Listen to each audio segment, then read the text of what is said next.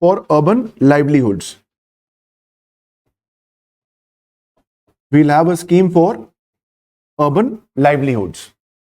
For urban livelihoods, basically we are doing what? There'd be a scheme for socio-economic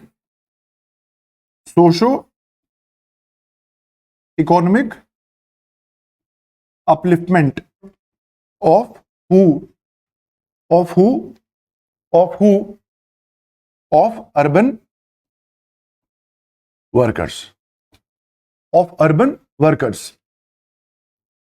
Right. Then this is very important scheme. I think it has played a very important role. It is called as PM SVANidhi. What is it? PM Street Vendors Atmanirbhar Nidhi. Now basically, we had done what we implemented in 2020, and it has really benefited the 68 lakh street vendors, which is almost 1 crore. Let's say 70 lakh, quarter to 1 crore street vendors, I can generally say. And in this case, the benefit is they have been given respite from high rate interest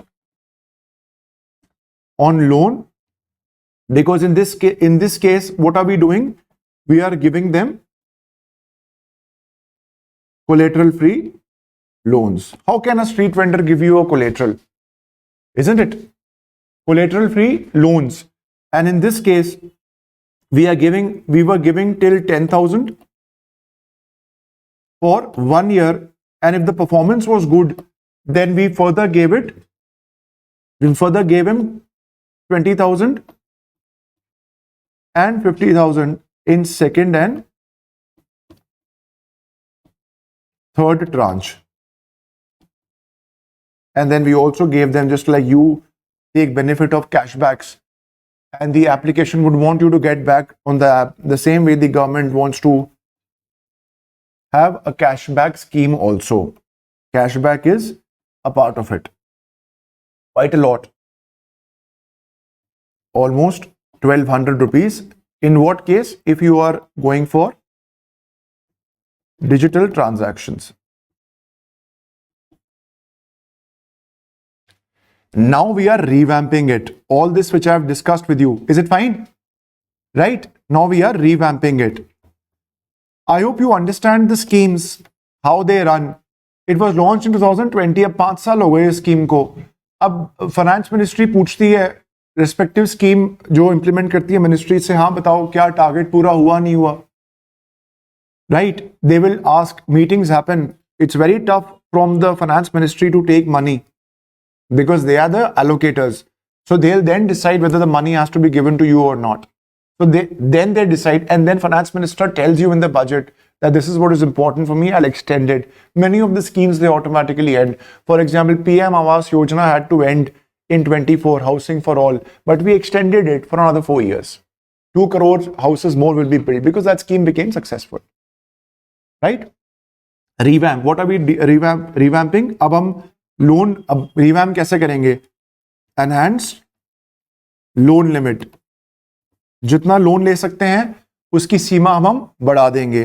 दूसरा क्या करेंगे, बहुत interesting, UPI linked credit card. भाई credit card देना है up to limit 30,000 रुपए. इन बेचारों को क्रेडिट कार्ड कैसे मिलेगा? How will they get? They don't have a credit profile, they don't have a transaction record, and without loan, how will they function? You tell me. It's a big thing. If tomorrow all of us, we start putting up a street vendor shop, we require money and it will give you money. It's a good example of self-entrepreneurship. Right? Then you write down the third is capacity building. Support. Then you write down the most important scheme, very important scheme. This was awaited and this is social security. Yes, very important for gig workers. So when you are writing your notes, you need to take this pen and add it to the steps taken by Government of India. This is an excellent idea which has been launched.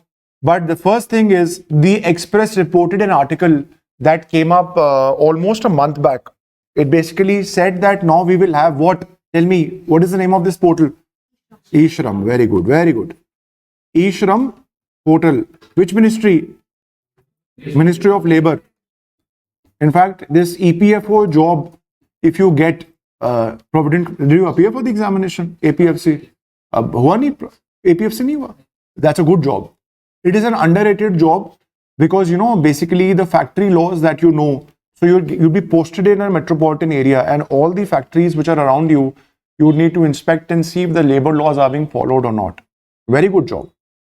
Very nice job, I'd say. Underrated.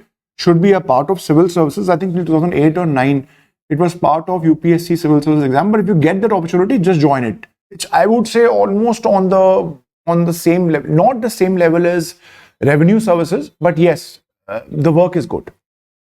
Right. Ministry of Labor, and this eShram portal, basically what it will give you. So what is the government doing? First, you will register them here. Then the most important thing, data collection is the first problem I told you, right? In that issues, they will give you identity cards. Identity cards. And the most important step, they'd be provided healthcare under PM Jan Arogya Yojana, which is what? 5 lakh per annum. How many gig workers? Good number. 1 crore. 1 crore will get benefited. 1 crore of them will get benefited. This is what I am investing in. Who? I am investing in who here? I am investing in people. What's the next step? Now, the next step is innovation. In my notes, I have written it. The Government of India says economy. So let's see what you would invest in. Economy. Economy. First is, this is a very broad step which has been taken by the government. In economy, you write down, we have PPP in infrastructure. When I say it's not a ministry specific, how can infra be a part of one ministry? There are so many ministries. There's inland water transport, there is highways, there is railways. So you would be basically having what? This is a broad initiative, just to give you a thought. Broad initiative. And what are you doing? Each ministry will do what? It will come with a 3-year pipeline of projects. In what mode? In PPP mode. In PPP mode. The same will be the case. You will also encourage the states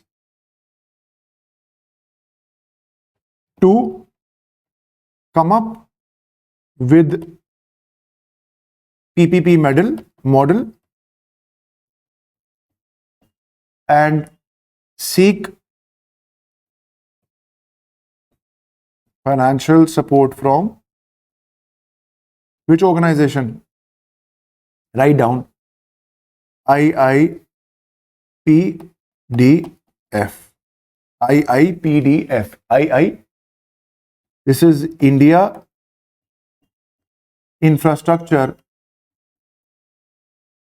Project Development Fund. Started in 2012. Implementing ministries: Department of Economic Affairs, Ministry of Finance. What will they do? This fund basically provides funding. Provides funding to who? Provides funding to project sponsoring authorities in center and states. Center and states is an example of central sector scheme, right? And again, write down these projects, these under this scheme which I had discussed under IIPDF. The projects are approved by 3-member committee, which is headed by, again, who? Joint Secretary, Department of Economic Affairs. जो भी SPV, for example, if I want to build a highway, let's say I want to build a road in Jalandhar, the SPWD authority, it invites a tender. They develop in PPP model. Now they would require money, so they have got their own budgetary expenditure, but they also have got this facility because central government is hand-holding the states to promote PPPs. So this particular agency will approve your project, whether it should be given, because funding is limited.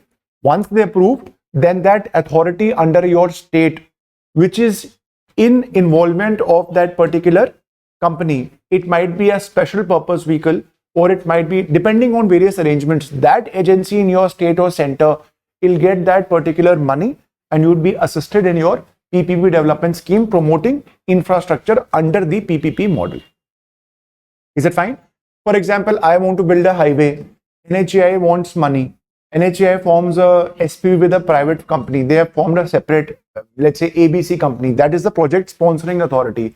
Entire implementation will be carried by that agency. If that agency wants money, it can go to IIPDF. There'd be a 3-member committee headed by the Joint Secretary. He'll approve and the money shall be given to you. That's the idea. Aaya samajh mein? Is it clear? Should I go ahead? Right. Very good. Then you write down the next is, after this, write down the next is, the second point you write down here is, write down, we are giving support to states. We are giving support to states for support to states for infrastructure. How?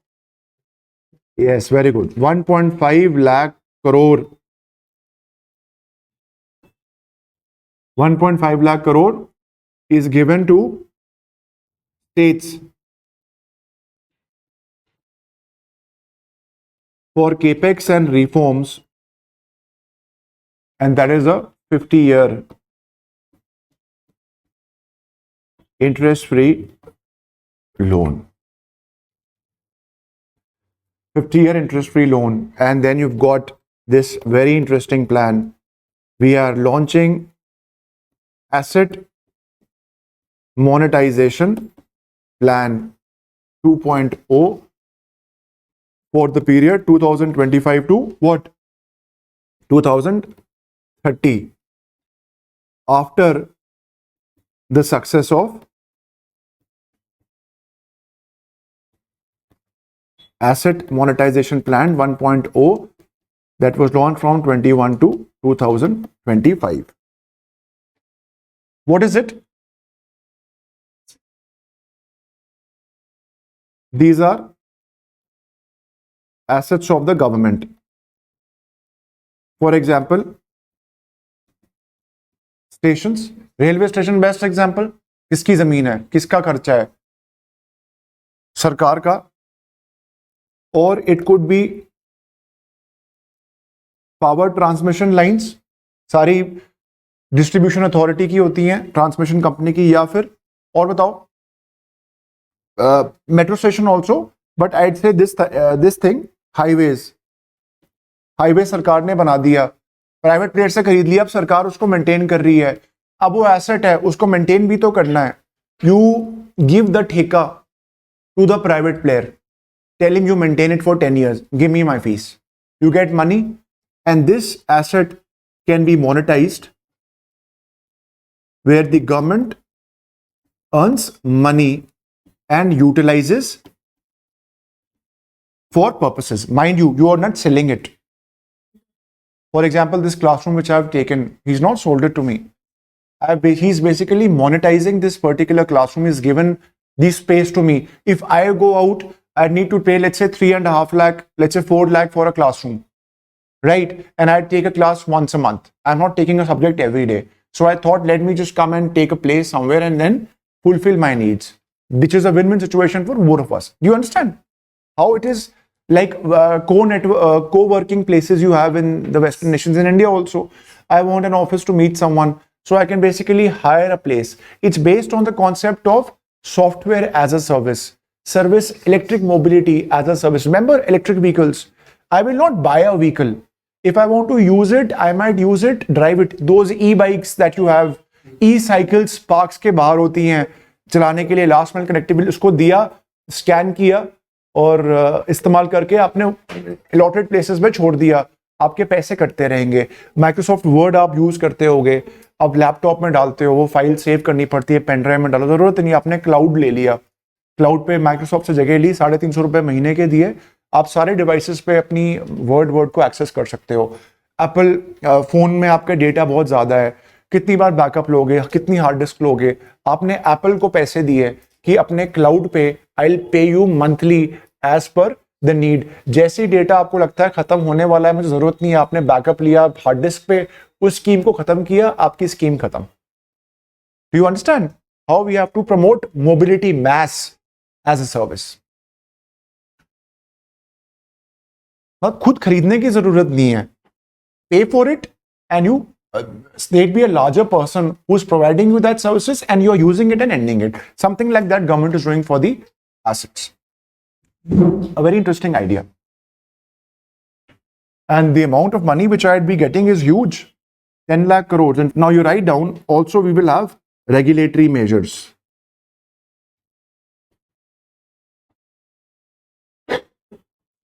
Regulatory measures and fiscal measures.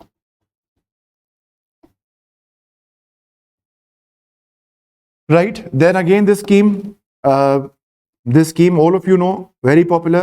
I'll discuss it when I'll take water resources. It is called as Jal Jeevan Mission. Jal Jeevan Mission, actually, just to write in brackets, started in 2019. It had to provide 100% rural piped drinking water supply by 2024. So obviously we want to, I have not reached because there were delays, then there was also problems of reaching these challenging terrains and everything.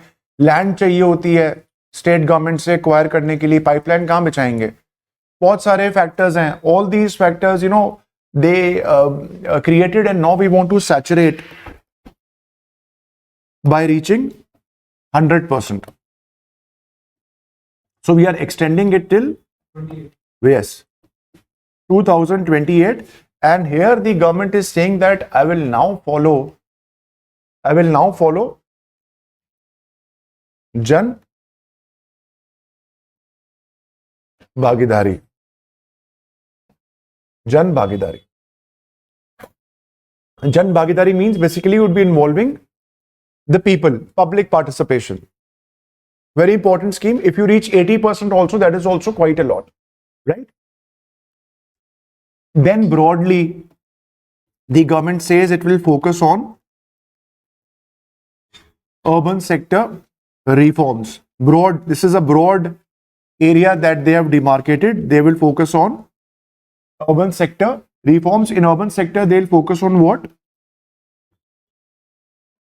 Governance,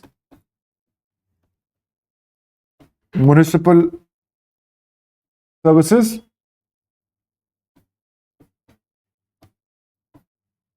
urban land and planning. Urban land and planning. Broad reforms are there. Then they'll set up urban challenge fund, urban challenge fund. How much money are we giving? 1 lakh crore. For what? For three things. 1 lakh crore we'll have for three things. First, we'll promote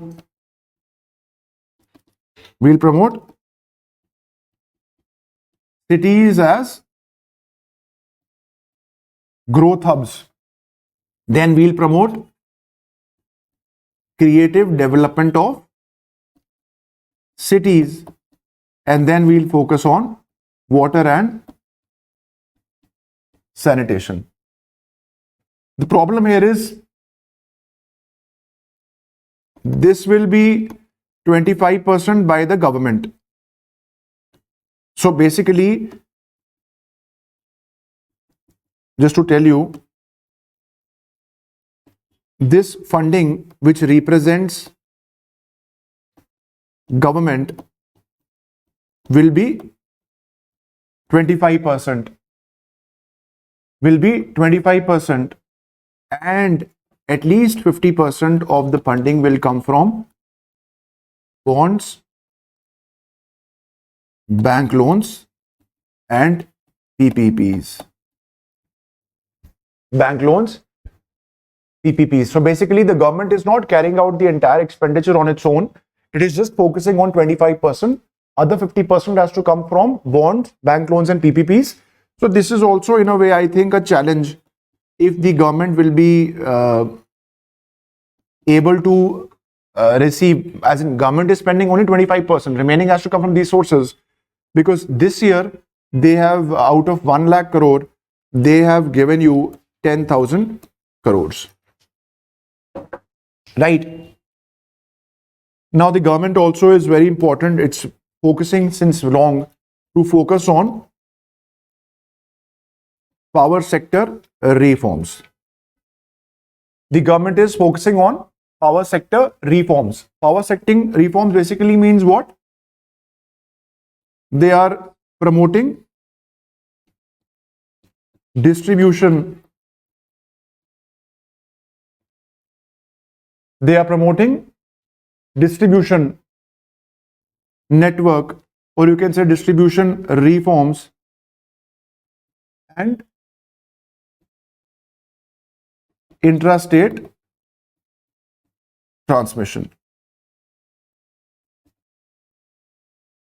So if any particular state is focusing on these initiatives, the government is incentivizing the particular state. How will the government incentivize? Yes, what they are doing is they are increasing in borrowing capacity,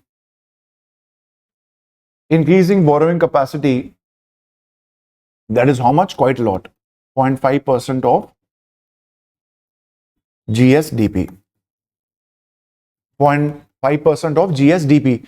That automatically is acting as an incentive. If you tell a state, let's say of Haryana or Punjab or let's say UP, that you promote distribution reforms, or you let's say promote transmission reforms, then we'll pay you the benefits, we'll give you the benefits. Then what more do you want? You can borrow. In fact, this is the thing that, because of the controversy that is happening in Kerala and several debt-ridden states, they have taken money from, the central government, and they want to borrow more. How is that possible?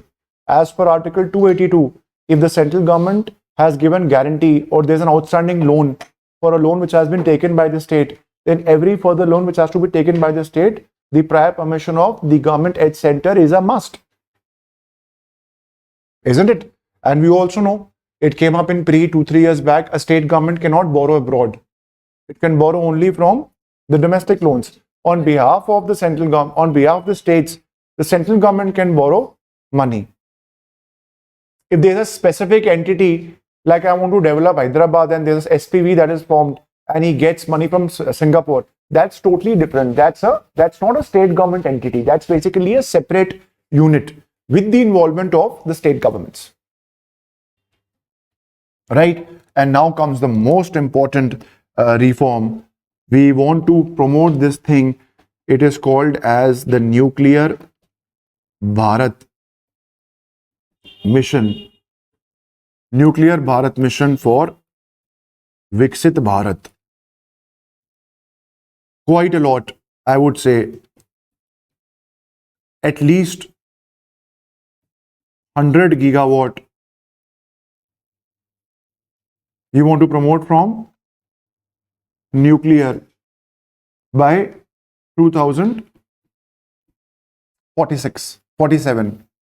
Second they'll do is they'll amend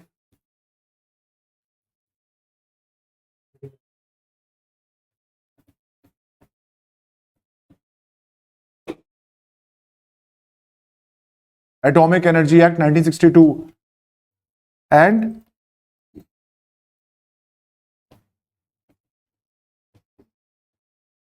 CLN DTT, CLN ND Act, Civil Liability for Nuclear Damage Act. Why? To promote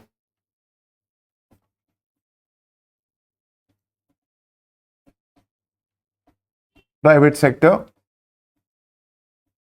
participation. And we'll have the last step. You will have a nuclear energy mission.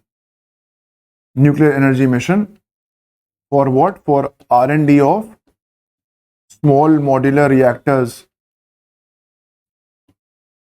with an outlay of 20,000 crores, and you want to have at least 5 till 2033. Please correct it. This is not nuclear Bharat. This is nuclear energy. Nuclear energy. Nuclear energy. Now pay attention. Listen to me carefully. Let's discuss a bit about, in this case, any doubts? Should I go ahead? Right. Now see, now pay attention all of you. We have this concept of specific type of nuclear reactors which are called as small modular reactors. Small modular reactors. Is it commercialized right now? Is it commercialized? Is it actually a popular technology? No. Is it operational? Yes. Is it operational? Yes. Operational where? One is in Russia. It is called as academic. It is called as academic Lomonosov, and there is one in China. There is one in China. This started in 2020. This started in 2023. Now listen to me carefully. Small. What is small? What do you mean by small?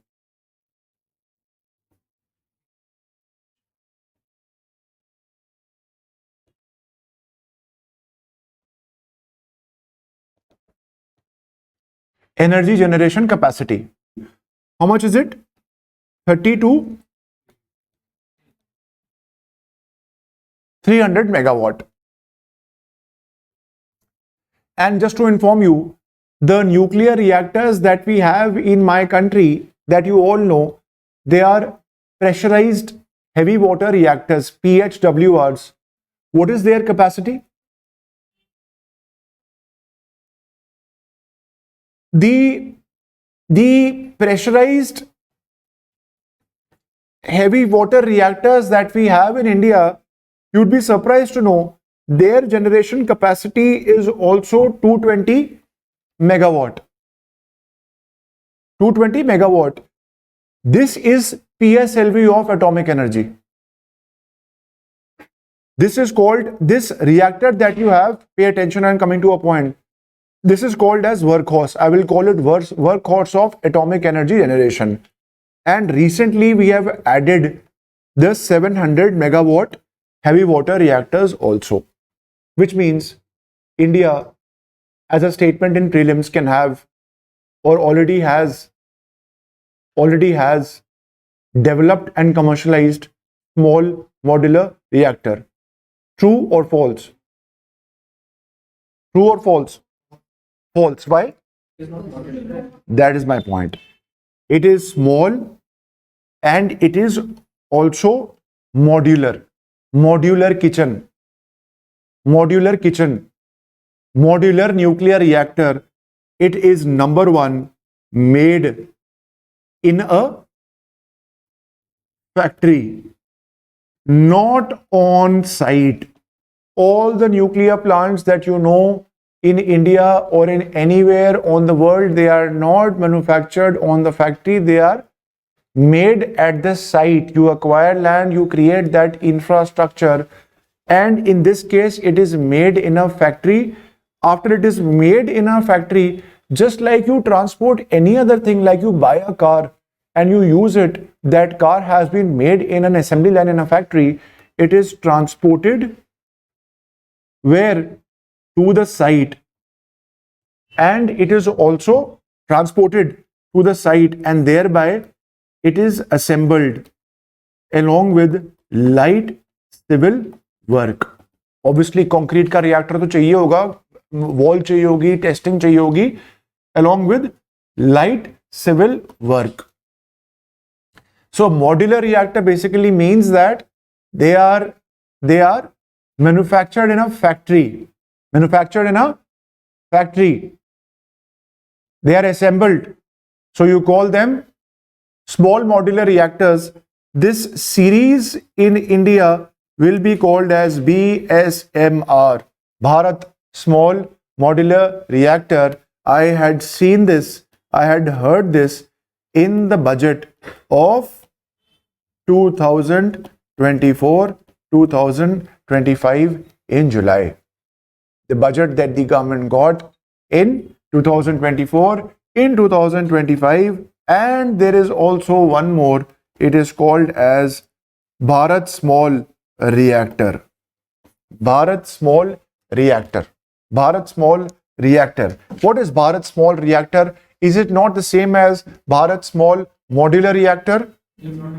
Very good.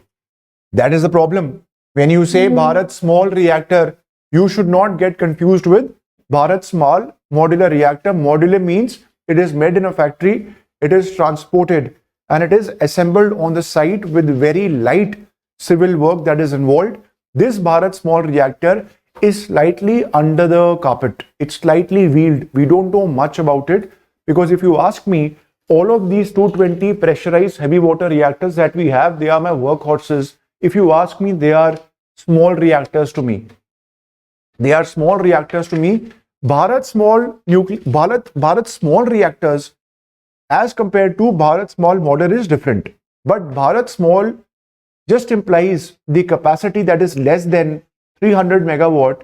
This Bharat Small just indicates also, there is lack of clarity here. It indicates what? Indicates involvement of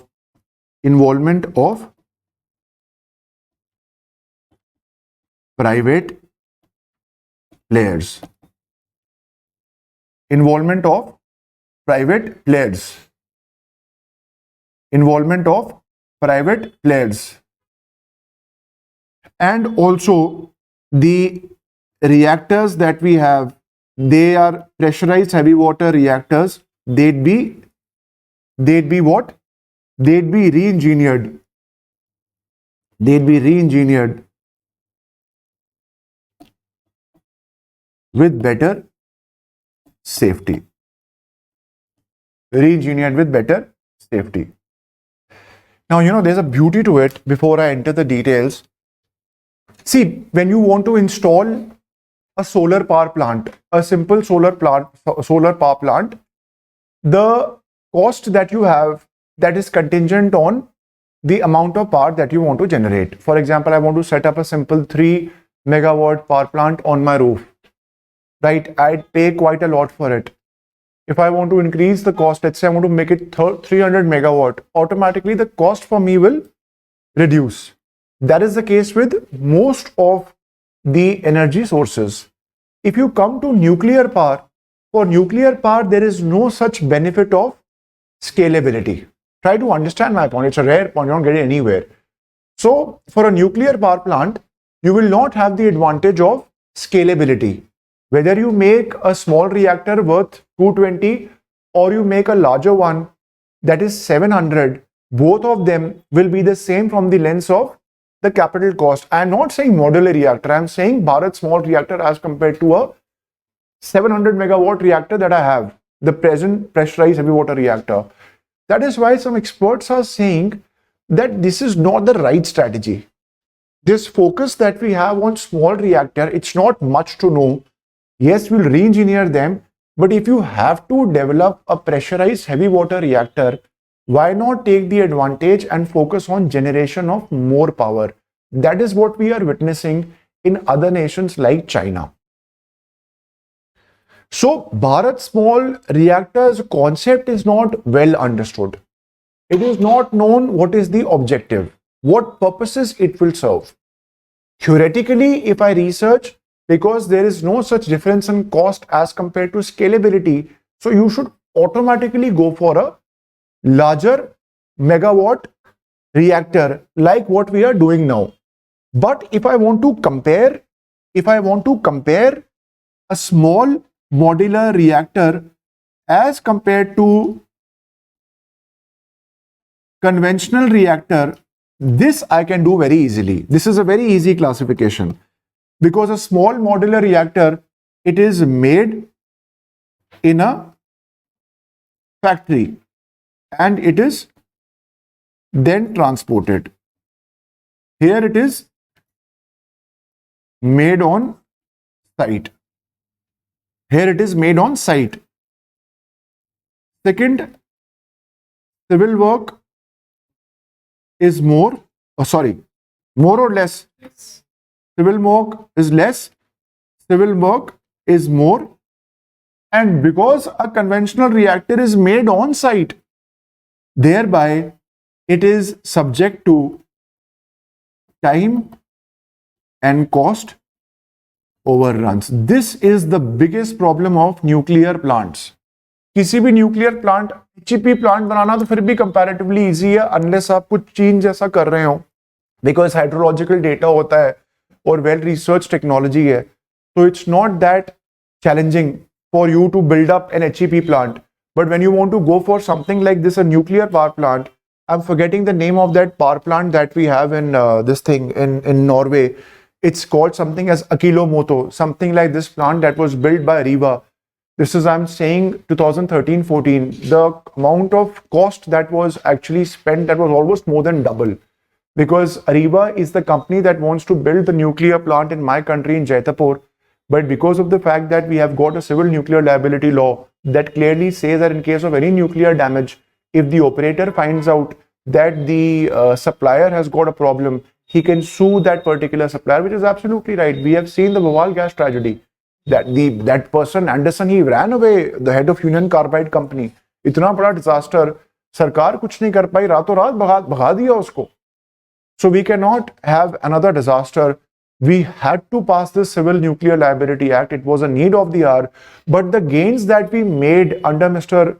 Manmohan Singh regime, they are all at a full stop, except the Russians who've agreed for a combined liability given by 20 companies, where the premium is paid by them. In case of any disaster, the insurance will be taken out from the particular pool, will be utilized for relief of that particular section of people who, if God forbid, any such incident takes place. Is it fine? So time and cost overrun is much more in this case. And in this case, small modular reactor, you can write down, it is less.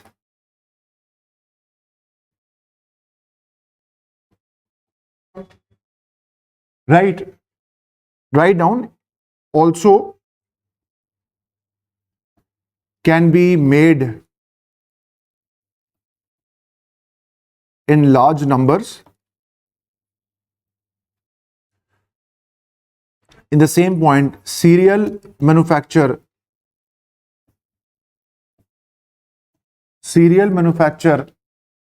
can reduce the costs by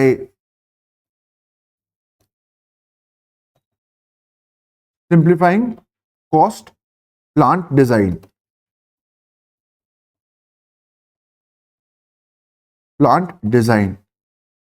नहीं, एक जैसे गाड़ी आपने बनानी हो, एक बार गाड़ी का मॉडल तैयार हो गया और हमने असेंबली लाइन में उसको बना के देख लिया, तो वो आप लगातार बना सकते हो क्योंकि मॉडल सेट है, रोबोट को आपने ट्रेन कर दिया कि ऐसे ऐसे करना है।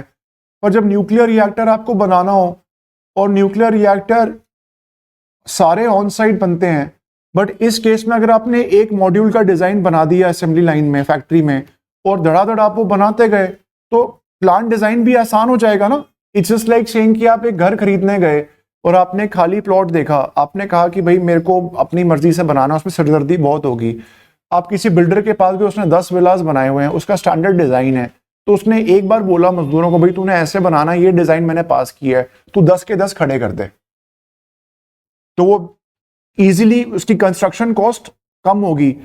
इसमें एक और benefit you can write down, biggest benefit, they can be installed in कहां पे, thermal power plants which have been disbanded. ऐसे थर्मल पावर प्लांट्स जो डिसबैंडेड हैं because you are going for decarbonisation. What more do you want? Example is Germany. Not of installation in thermal power plants. Germany has basically ended the coal-fired plants. So if I was Germany, इतनी जगह थी, एक thermal power plant अगर आप भिलाई में इन इलाकों में रहे हैं, कितनी ज्यादा जगह होती है इनके पास। लैंड आसान थोड़ी ना लैंड एक्वायर करना, 1000 क्लियरेंसेज हैं। उसी लैंड में आप एक इन अ वे ब्राउनफील्ड प्रोजेक्ट की तरह you can keep and you can have a separate small modular reactor. भाई न्यूक्लियर रिएक्टर के लिए तो पूरा डिस्प्लेस करना पड़ेगा, ऑन साइट बनाना पड़ेगा। In small modular reactor that is very easy, isn't it? Yes or no? And also you write down, it can be set up in unsuitable places. Why? Because of easy transportation capabilities.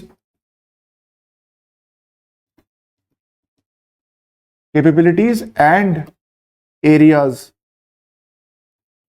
where large plants cannot be made. Right? And also their design is very interesting. What is interesting about their design? Write down. They have, number one, a smaller core design, core damage. They have a smaller core damage frequency. They have a smaller core damage frequency. In bracket, write down likelihood that an accident can damage the nuclear fuel. So this possibility or frequency of having a core damage is much less for a modular reactor. Second, you can write down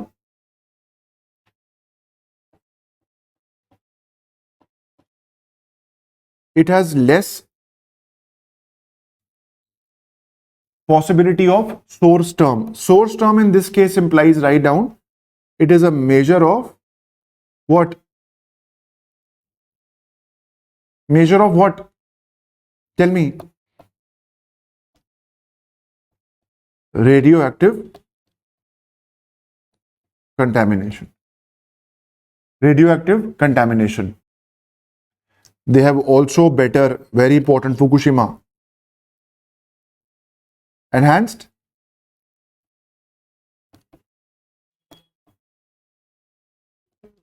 seismic isolation. Also, they have reduced size. किसका? Of emergency planning zone and passive safety system. So अगर this is a nuclear plant, you have to keep some area around that zone free from any occupation. This area is less for small modular reactor. Right? It is also important. Is it fine? It is also important for energy security. Is it fine? Yes or no? It is also important for energy security. Why? Because uranium is more or less than critical minerals. Uranium is more or less available than critical minerals. More than critical minerals, and by the way, they require low enriched uranium. They require low enriched uranium, which can be supplied by any nation having uranium mine. What more do you want? इतने सारे countries के बाद Namibia, काजाख्स्तान, Canada, Australia, इनके पास uranium mines, agreement sign करो. वैसे ही इतना ज्यादा cooperation का जमाना है, और अब तो आपके स्टेक्स बढ़ ही रहे हैं. फरवरी में प्रधानमंत्री जाएंगे, कुछ बड़ा ही आएगा, बेहतरीन इनिशिएटिव आएगा. I am dead sure. ठीक है, इसलिए ये बहुत ही फायदेमंद और वाजिब एक तकनीक है. और मैं आपको बता रहा हूं, ये यूएस में गूगल ने, अमेजोन ने एग्रीमेंट साइन कर लिए हैं पहले इन कंपनीज के साथ. 10-10, 15-15, 20-20 साल की एग्रीमेंट साइन कर ली है कि आप हमें डेटा सेंटर्स को इतना ज्यादा बिजली चाहिए कि कहां से? Climate change will increase the developing Nations, they will push the developed world. और अब तो वैसे ही मिस्टर ट्रंप आ गए हैं, तो ड्रिल बेबी ड्रिल का मोटो है. कभी कहते हैं चीन से बात करूंगा, कभी कहते हैं नहीं करूंगा. वो समझ में ही नहीं आ रहा. फॉरेन ब्यूरोक्रेट सब कंफ्यूज्ड हैं. पूरी दुनिया, उन्हें खुद को ही नहीं पता, कुछ भी कर सकते हैं. Unpredictable. And he said that he's a nice chap. Kim Jong-un, जो unnice chap का सबसे nice है, उनको हो सकता है he had breakthrough. 2 बार बात करी सिंगापुर, एक बार सिंगापुर में, एक बार इनसे, किम जोंग उन से, जो किम जोंग इल के पुत्र हैं. Is it fine?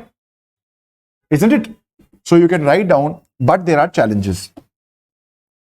It is not all rosy. Challenges क्या हैं?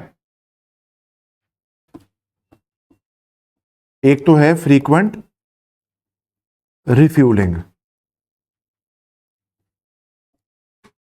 Second, it will generate नाम वेस्ट तो हो गई, PU, प्लूटोनियम, जिसका इस्तेमाल कहां होता है? हाँ बिल्कुल, इसमें तो होता ही है. Plutonium. It is used in manufacture of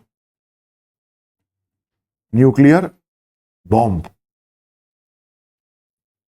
Yes. And IAEA, what? IAEA has promoted use of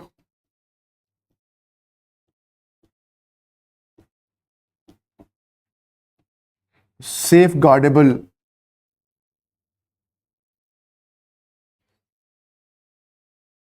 reactor design, जिसकी वजह से कैपिटल कॉस्ट बढ़ेगी. भाई अगर सेफ्टी का मापदंड लगाया जाए इस एजेंसी द्वारा तो ऑटोमेटिकली पैरामीटर्स बनेंगे, कॉम्प्लेक्सिटी हो। अभी तो हम बहुत लो स्केल पे बात कर रहे हैं, थियोरेटिकल प्रेमाइसेस पे we have spoken, this is all practical challenge. और in bracket you can write on the next point,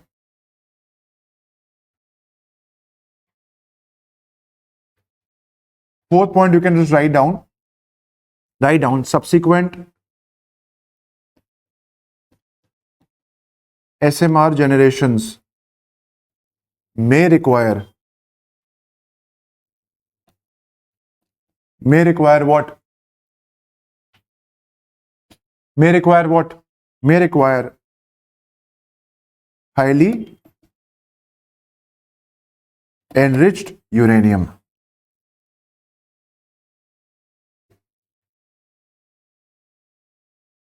आने वाले समय में हो सकता है कि और ज्यादा फ्यूल एफिशिएंसी की बात हो, हाईली एनरिच्ड यूरेनियम की बात हो, तो ऑटोमेटिकली जो हमने डिजाइन किए हैं थ्योरी में अभी modular reactors, they might not be suitable. And the last point which I just told you, write down this point, that write down nuclear reactors have a fixed baseline cost, and safety expectation that do not change with what? Energy output.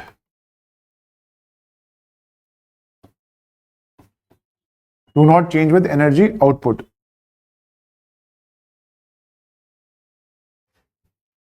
Therefore, there is no guarantee of what? Lesser tariffs. At the end of the day, बिजली खरीदनी है भाई, Google है, Amazon है, वो तो 100 साल की सोच रहे हैं। उनको तो जो पर यूनिट, जैसे केजरीवाल जी ने कहा मैं 200 यूनिट फ्री दूंगा, हमें तो उससे मतलब है, वो कहां से लाए नहीं लाए हमें क्या लेना देना। At the end of the day, what matters is what is the cost. Cost does not depend on scalability in a nuclear power plant. Let me tell you, आपको सोलर पावर प्लांट बनाना है 700 का, cost बहुत ज्यादा है, आगे benefit मिलेगा पर initial capital cost बहुत ज्यादा होगी। वो न्यूक्लियर टेक्नोलॉजी में that capital cost that is almost आईड से megawatt neutral. So you are spending money, I told you, in Bharat small reactor 220 megawatt के आप कह रहे हो, 300 के कह रहे हो, 250 के कह रहे हो, बनाने हैं तो भारत लार्ज बनाओ, because you will generate more power. एक बार बन गया 50 साल के लिए आप उसको टैंपर नहीं कर सकते। Is it fine? I tell you something very interesting. This company, which is called as Holtec, Holtec, Holtec International, it's a private company. So what ISRO is doing too late. Can you imagine SpaceX launching mechazillas and people into space and Mars and whatnot? NASA has failed. NASA has clearly failed in the job that they invented. But private players, so many of them in every country of the world, be it China, be it Japan, there is a lot of privatization that is taking place. We were way behind in space. In West, that's the problem. In West, except Russia and China, the countries who are experts in nuclear power and reactor technologies, they all are private players. Quite opposite to my country. Every development that takes, actually it started with private sector. Remember that Express article came up 4 days back. It started with Tata's. Homi Bhabha went to them and told them that give me some money. It started with private sector. The government took control, which was right in the times of those Cold War eras. And yes, and Mr. Kennedy was offering nuclear power to Mr. Nehru. But that's a debate. आज के जमाने में लगता है कि गलत था, उस जमाने में देखे तो इंटरनेशनलिस्ट आइडिया था, बिल्कुल सही कहा। समय के साथ भावनाएं विचार बदलते हैं, बिल्कुल सही है। Isn't it yes or no? So all the companies which you know in the world which are making small modular reactors, they all are private companies. You'd be surprised to know Rolls-Royce, which makes cars, which actually makes jet engines, that is actually making small modular reactors. Imagine the technical acumen that they have. Then GE Westinghouse, Holtec. Last year, the Indian origin promoter, one of the owners of Holtec, had met Prime Minister in 23 when PM had gone to meet Mr. Biden in US. He was one of the very few people who the PM met individually. And you'd be surprised to know that company Holtec International has got a non-manufacturing, non-nuclear plant in Gujarat. वहां पे वो nuclear power नहीं बनाते, पर उनका एक अलग सा मैन्युफैक्चरिंग प्लांट है भारत में, और इसीलिए पूरे चांसेस हैं कि होल्टेक भारत के साथ काम करे. बिल्कुल करेगी, सारी कंपनीज करेंगी, सब आना चाहेंगे. पैसा ही पैसा है, जितना सोचो उतना कम. घुमा फिरा के बात वहीं आएगी, जितना मर्जी हम कुछ भी कह लें. सच्चाई जीवन का यही है. पर बात यह है कि you got civil nuclear liability act. कौन आएगा यहाँ पे? एक एक्सीडेंट हुआ तो खत्म कहानी. हम भी सही हैं, वो भी सही है. We have to find a way out. So we are amending. Let's see what government does in this case. Though we are actually producing nuclear power plants, private companies, they produce, they cannot operate. चला नहीं सकते. Current affairs I will teach, but you can give me some content. You can make some questions for me, and I've made the test. Sorry, I've crossed that limit also with the questions. I'll take it on Monday or let's say the Friday. It's already prepared. I did not take it. I'm learning a bit slow because I said every month I'll take the test. So I'll fulfill that. I'll make up for that. Don't worry. So I will teach. I am the operator. You can supply me parts. That is what we had in nuclear technology. West mein everything is run by a private player. So if you give this particular, there are restrictions, like the US government has passed a law. It says that you sell them reactors. जो करना है करो. Technology transfer नहीं करोगे इनके साथ. इनको ये मत बताओ कि कैसा हो रहा है, चलाते रहो. बिल्कुल बेस्ट है. ये मैं बताओ कि आपने पढ़ा कहां से है. पढ़ाओगे तो फायदा ही क्या है. मतलब just to give you a hint. Do you understand? और महंगे पड़ते हैं हमें जहाज बहुत ज्यादा. ये रफाल रफूल हम कहते हैं टेक्नोलॉजी ट्रांसफर, वो भी बहुत समझदार है, कहते हैं हाँ देंगे, दाम बढ़ा दो. Is it fine? Should I go ahead? Agreed or not? So let's write down. Now let's write down. I would want you to write some details here about this thing, this basic things you have done. Write down presently. Just write down these points. Write down presently.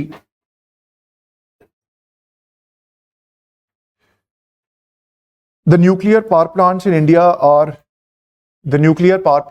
are operated by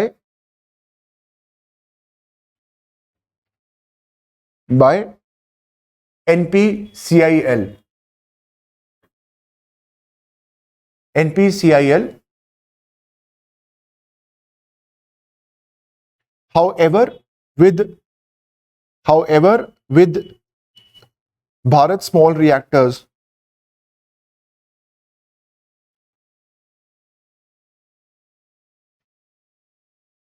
might initially finance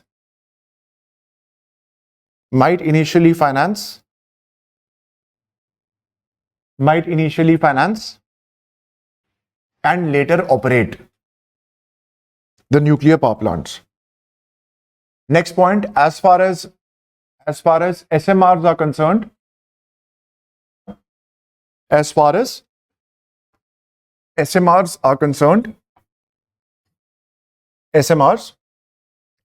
there are several private players waiting authorization.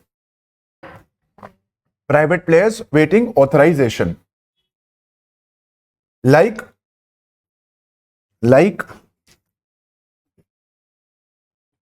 Rolls-Royce,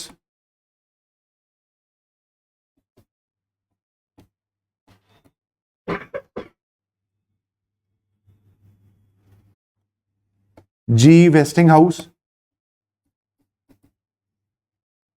GE,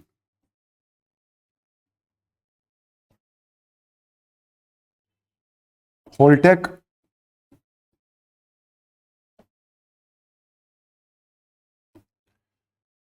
GE Hitachi. Actually, it is GE Hitachi. It is just Westinghouse. Please remove this GE from Westinghouse. I'm so sorry. And then we have New Scale. some of the companies of the world. Right. Now, just one more thing I'd like to add here, just to discuss this point I got to know from some source.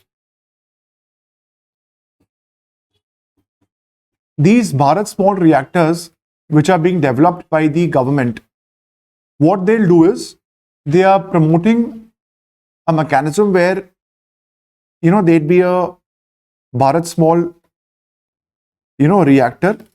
Let's say this is a Bharat small reactor. It will be set up as a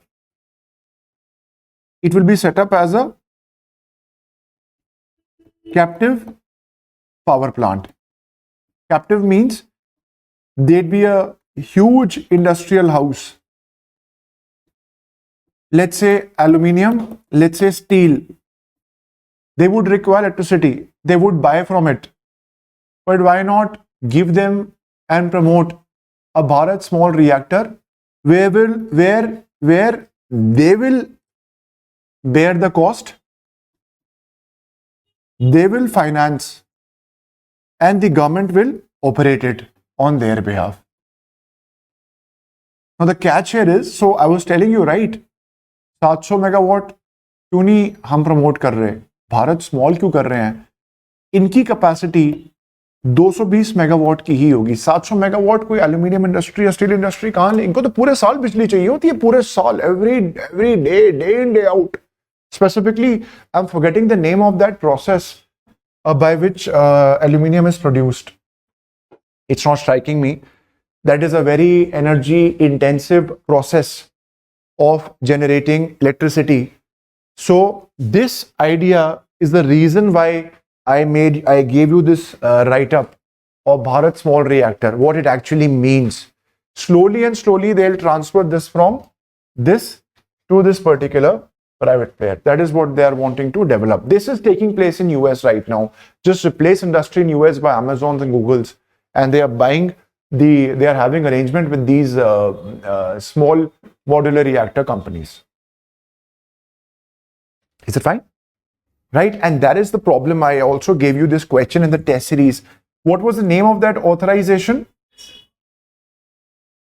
Yes, this authorization is required. 10 CFR 810. This authorization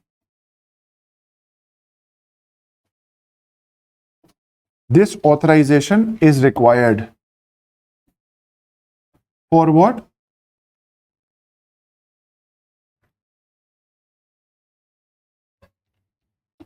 Manufacture any nuclear plant in India. They cannot do this. Bharat में आके manufacture नहीं कर सकते. What they can do is they can simply export that particular technology, basically that particular plant. Those parts can be exported here, but a combined manufacturing cannot be carried out by the government of India unless this authorization is taken by them from the US government. Once this authorization has been taken, then the development can be carried out. Is it fine, all of you? Is it fine? Let's go to the next sector then. Should I go ahead, all of you? Right. Let's go to the next sector. We were discussing 7th part. Now we'll go to the 8th part in the discussion on the budget. 8th part. So I told you it takes a lot of time. To understand the budget and comprehension, it will take time. Is it fine? Then you write down, there are measures you can write down for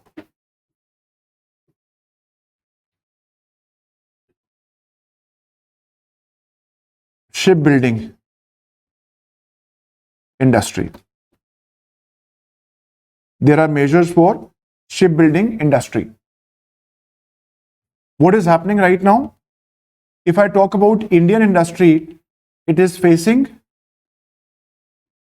arm twisting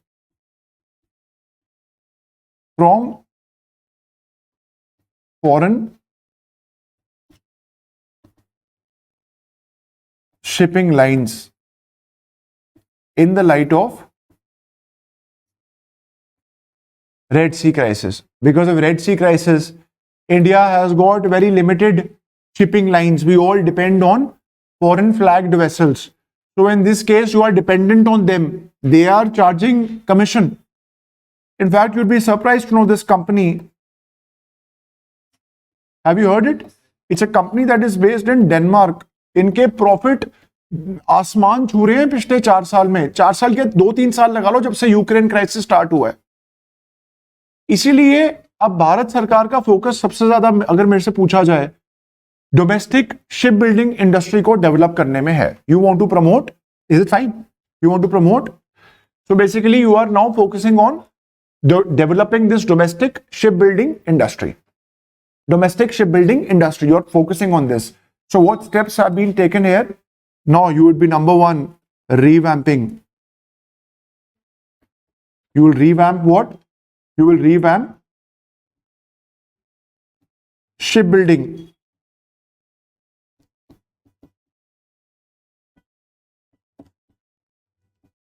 Financial assistance policy.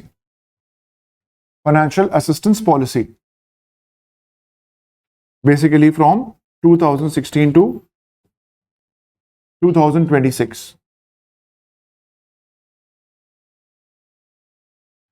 This also includes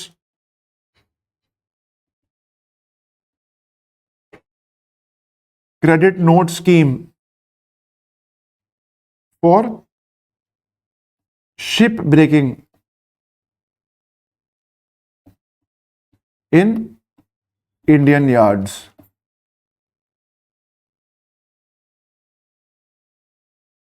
Ship breaking in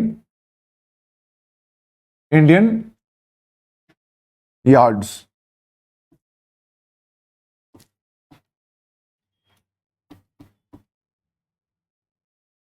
Right? Understood? Credit note. What is the meaning?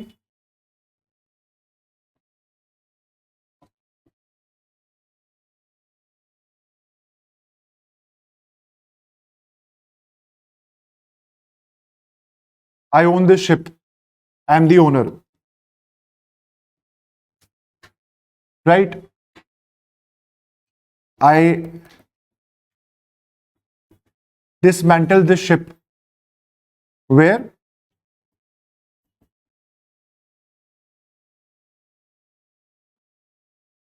Shipbreaking yard.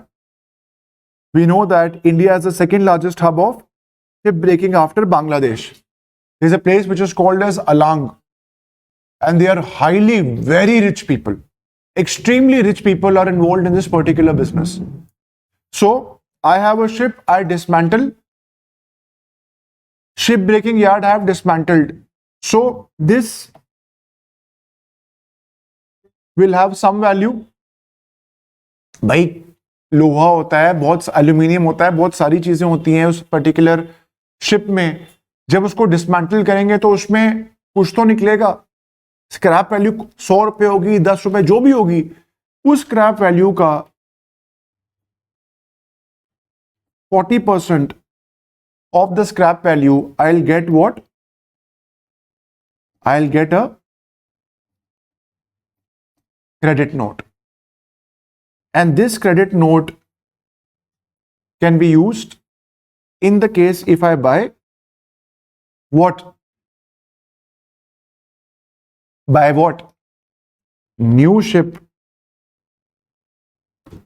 बाहर से constructed in Indian shipyard. So by having this circular note, you will automatically end up promoting what? Promoting shipbuilding industry in my particular country. जैसे गाड़ी लेनी हो, 15 साल diesel के, 10 साल diesel के हैं, भारत सरकार या दिल्ली सरकार बोलेगी उसको स्क्रैप कर दो, 3 लाख रुपए आपको दे देंगे हम. अभी करोगे तो 3 लाख के अलावा 3 लाख और कैशबैक देंगे. 6 लाख रुपए की आपके हाथ में रसीद दे दी.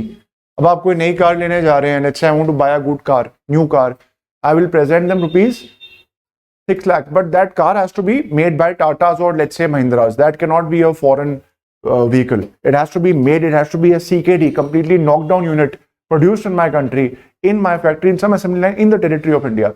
I'll give them that particular this thing. I will reduce 6 lakh from the amount, and I'm promoting Indian domestic manufacturing. That is what you require in shipbuilding. बहुत लंबा समय लगता है, बहुत लंबा, 10 साल 12 साल बनाने में शिप, और हम यहाँ बहुत पीछे हैं, काफी पीछे.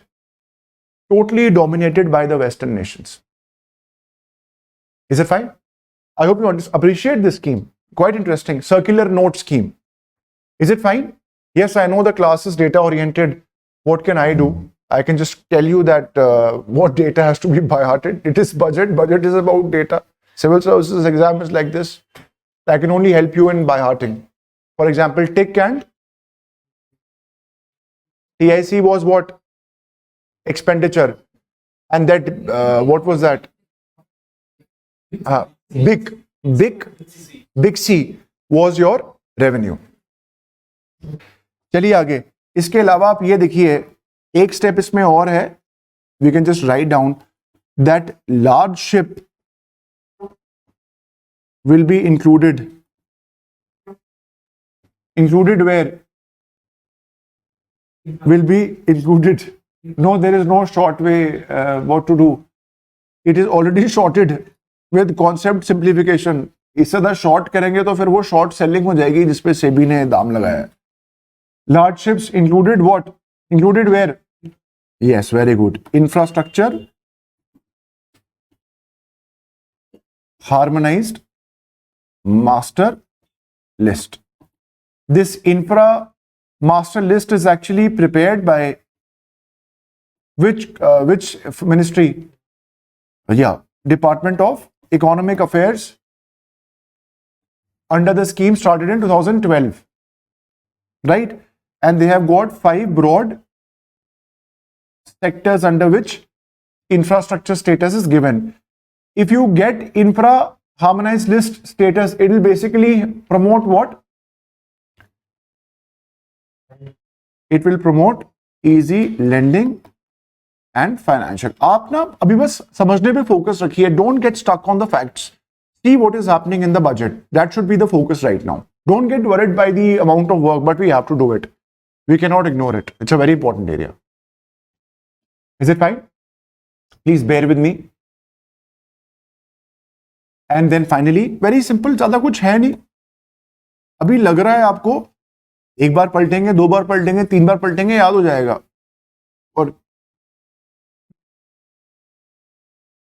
and then we'll have shipping clusters. We'll develop shipping clusters. Right? This is what we have for what? This is for shipping industry. Then we have, write down after shipping industry, maritime sector. In maritime sector, this is slightly heavy, this area, don't worry. Rest was, I think, comparatively easy to feel. This is slightly heavy, I understand, don't worry. 5 in the harmonized master list. I'll just tell you in a minute in the next part when I'll take Swami fund. I'll then inform the 5 sectors. Is it fine? I'll put a question mark here. I'll just inform you. Is it fine? Should I go ahead? Now you write down for maritime sector, we have got this maritime development fund. For what? For long-term financing, which has got a corpus of 25,000 crores. And in fact, 49% out of this will be spent by the government and 51% will be spent by ports and private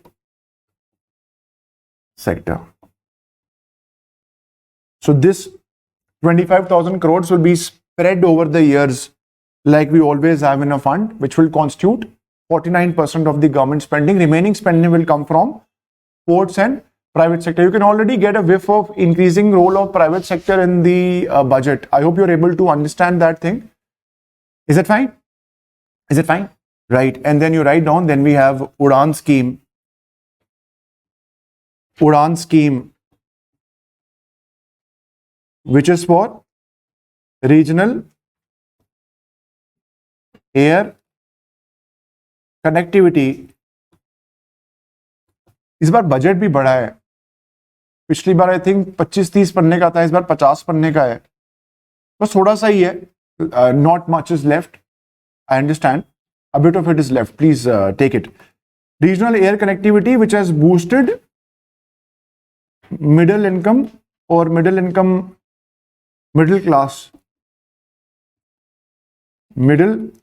class.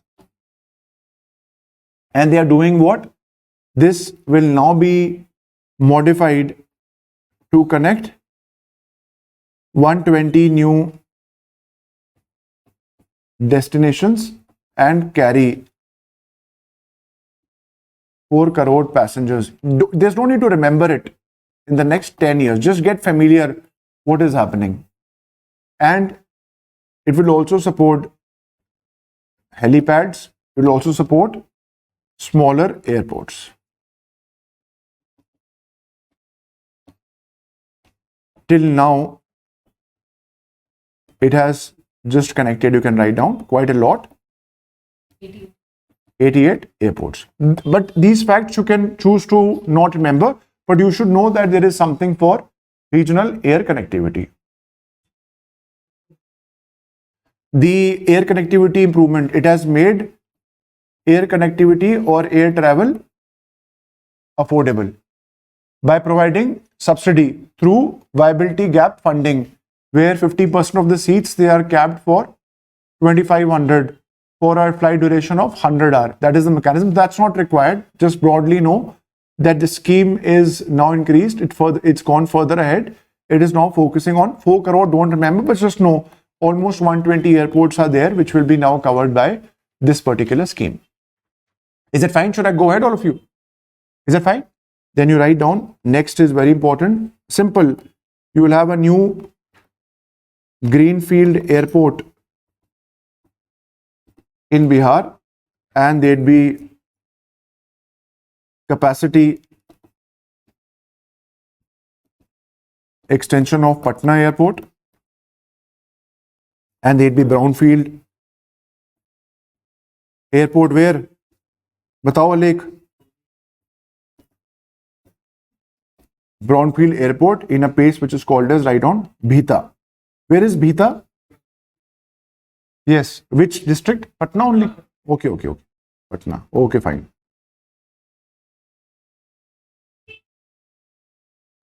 For Mithilanchal, there is also one more project, that is Western Kosi. Kosi नहीं कोसी, मैंने कोसी वाला कोसी लिख दिया. Western Kosi.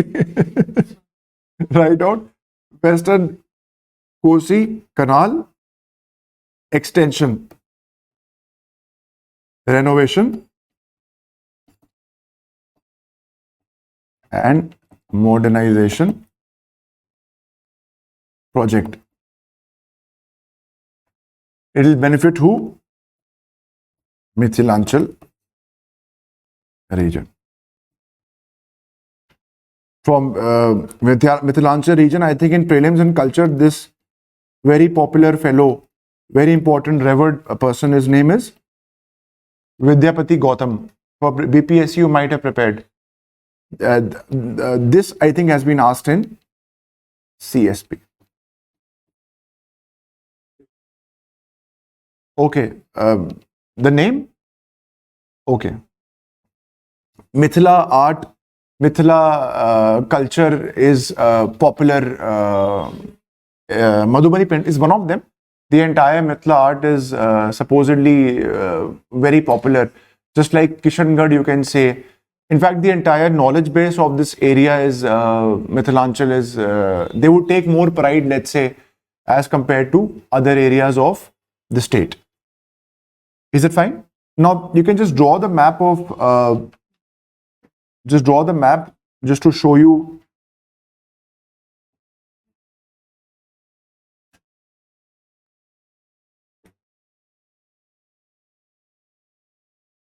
Right. So now please just have a look. This is Jharkhand.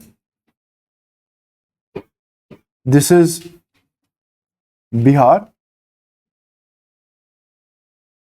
This region, which also includes your Jharkhand, this region, for your information, is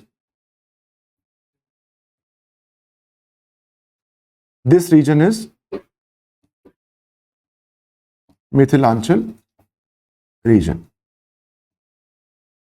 Right? So this entire part, this northern half is your state of Bihar.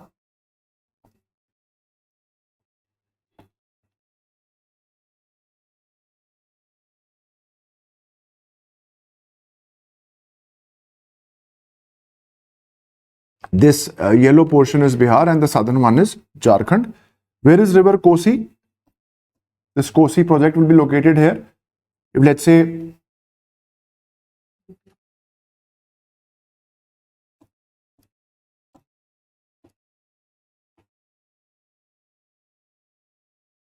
which river is this? Ganga, very good. Which river is this? No. Very good. Very good. This is Son. Son is originating from Amarkantak. This river is Kosi.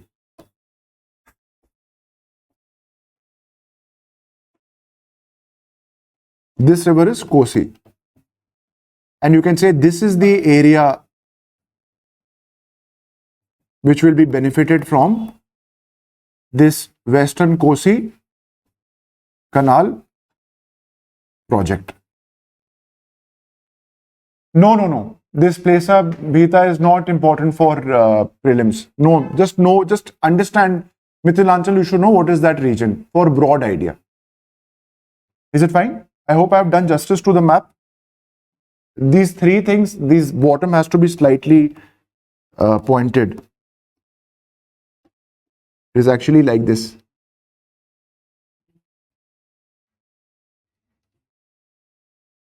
Is it fine? Which is this river? Just one more thing. Yes, this is river Gandak. Very good. Gandak meets Ganga at where Chhapra?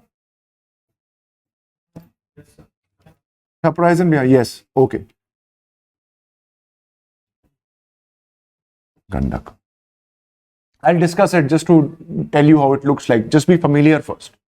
Is it fine? Should I go ahead? And now you write down. The next is also there are mining sector reforms. Please write down. We have mining sector reforms. Mining sector reforms we have. And in mining sector reforms, we are having what? A state mining index. State mining index. Be attentive, all of you. State mining index to promote what? Yes, you're right. Competitive federalism. And very important, we have a policy for recovery of what? बताओ रूपम. ऐसे ही नाम नहीं ले रहा मैं, है एक student का. Critical minerals. बताइए. क्रिटिकल मिनरल्स फ्रॉम कहां से? Mine tellings. What are mine tailings? Mine tailings. I'll tell you its example of बताओ रूपम क्या है और geology? Mind telling, quickly tell me. No no no. E-waste will produce. Earth does not release e-waste. Tell me. So this is a mine. So I've taken out from mine. I have taken out what? Rock. Rock में क्या होगा? Ore. So I will separate ore. What is left is waste. This waste is called as tailing, and this will be utilized. It will be having critical minerals. They are available in very less quantity. Is that fine? Yes or no? Then you write down. We'd be having this very important fund. Write down Swami Fund 2.0. Swami Fund 2.0. What is it? Special window for affordable and mid-income housing, which is a fund sponsored by who? Fund sponsored by, write down, Ministry of Finance and managed by, write down, SBI Cap Ventures Limited.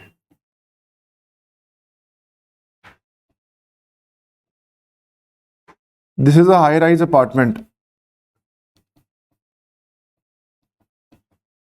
It has been built by a builder.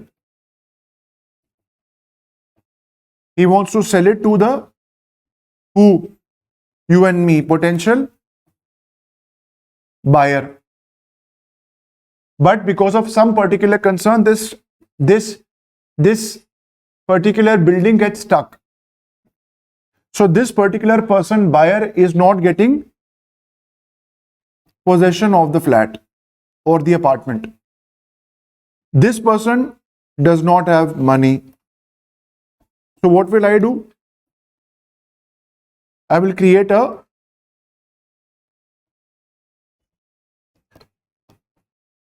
Swami Fund. Swami Fund will lend to the builder. Builder will be able to now, because he has got money, will be able to deliver the project. The buyer finally gets the house.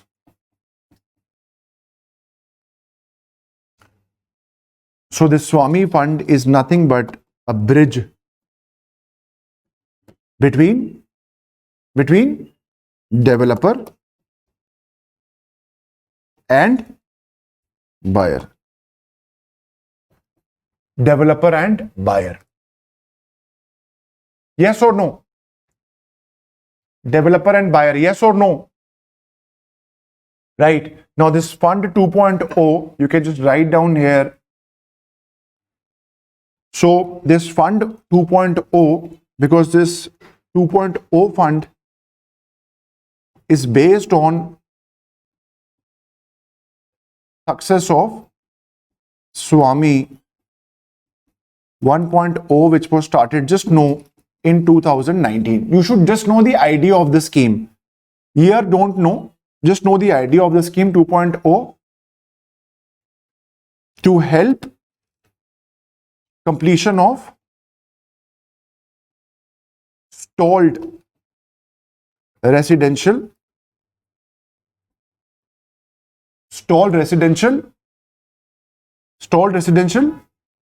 assets. So we can say it's the largest social impact fund.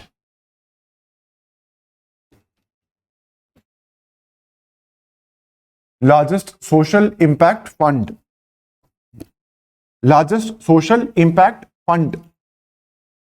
Largest social impact fund. Now Swami 2.0 will do what? It will now do what? It will have the model of blended finance, where money will be coming from the government. यहाँ भी privatization, banks and private investors. भाई सही भी है, जहां government ने पैसा लगा दिया वहां आदमी वैसे भी घबराएगा नहीं.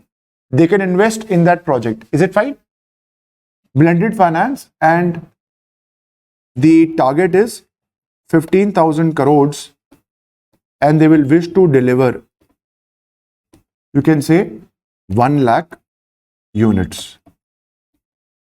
In fact, till now, if I say Swami 1.0 has delivered 50,000 and another 40,000 will be done in 2025. So that is how we'll build on this project. Is it fine? Yes or no? That is how we'll build on this project. Is it fine, all of you? Yes or no? Do you understand this idea of affordable housing? Is it clear? Yes or no? Should I go ahead? Yes or no? Right, very good. Then you write down. The next step here is that PM Gati Shakti, I'll discuss what is it, will be shared with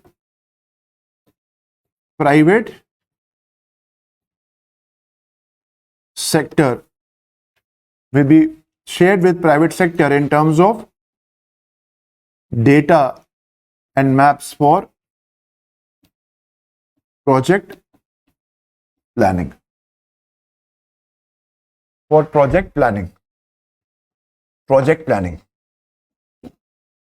We also have, in this case, another step that you need to know. For focus on tourism or tourists, we'd be doing what? We'd be focusing on developing top 50 sites. Top 50 sites with collaboration with states. Collaboration with states. How? Through a challenge mode, where obviously the land will be provided by the states and the hotels will be included in harmonized master list prepared by Economic Affairs 2012 Ministry of Finance. Look at these 5 sectors that you wanted to know. The 5 sectors that we have in harmonized list, write down. First is transport and logistics. Second is energy. Third is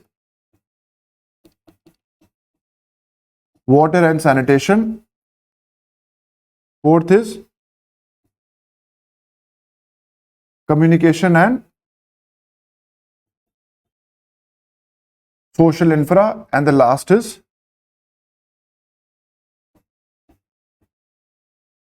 commercial infra. Commercial infra.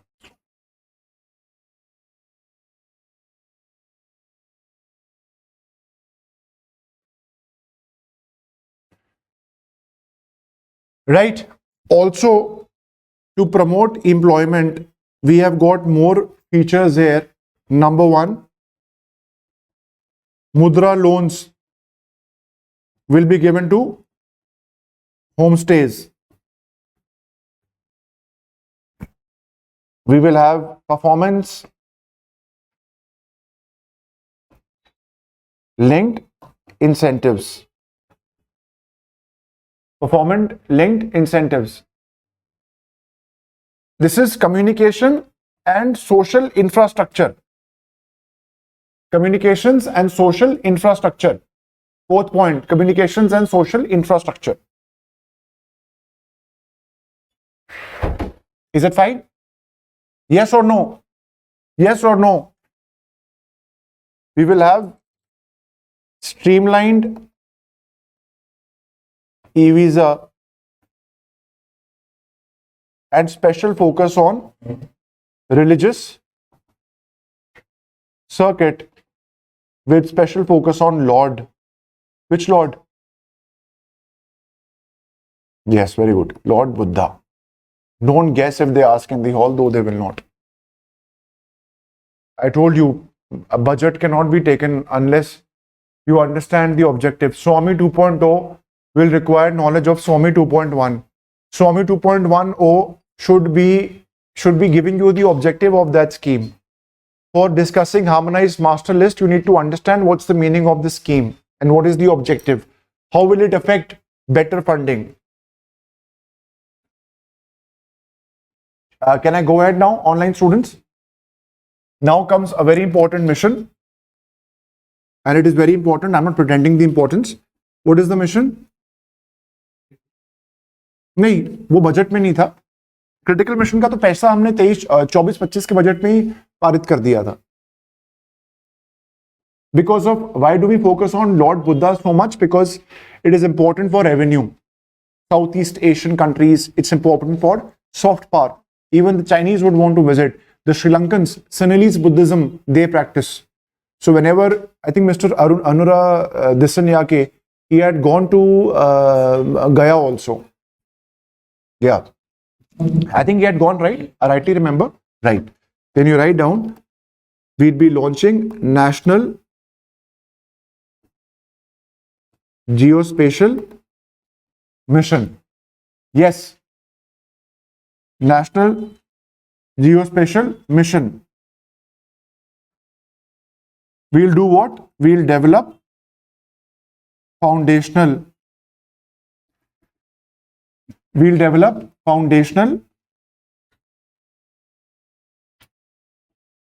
geospatial infrastructure and data. And this will be used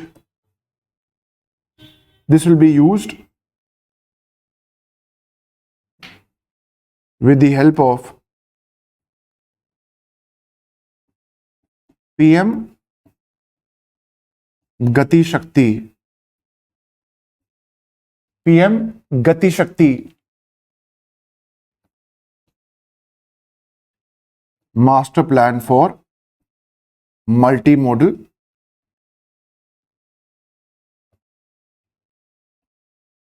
Connectivity. What is this? This is basically a platform that is bringing 16 ministries at one digital platform. What is geospatial technologies? What do you understand by this phrase, geospatial technologies? Yes, now see, I am here, I want to go to a particular place, or I want to find a food joint, or I want to find a petrol pump, or I want to find a coaching institute, or I want to find a 24/7, or I want to find is a stationery shop. All of it is located on ground. It has got geographical coordinates. That information that is available to me, it is mapped on a digital map.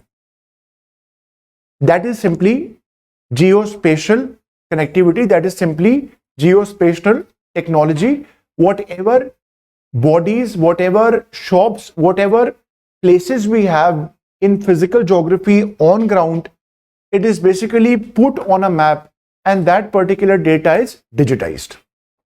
For example, if I want to conduct geospatial mapping of all the coaching institutes in Delhi, I will locate all the coaching institutes in Delhi.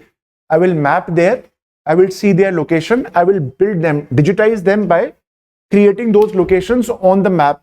So if somebody wants to reach from one place to another in a coaching institute, he can utilize that map, Google map, and reach something like that and reach that particular location. So basically, entire information that you have, you'd be creating digital terrain maps of that entire area.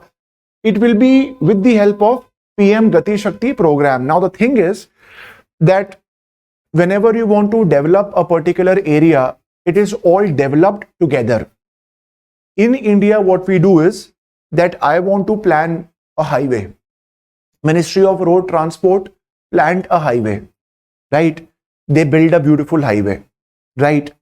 10 years down the line, Department of Telecom realizes that we want to lay down, let's say, optical fiber cables for high-speed connectivity, right? Now what they'll do is they will again clear that particular highway, rebuild they will need to take right of way from the state government, again dig that particular highway alongside, insert the cables. Number one. Number two, my society.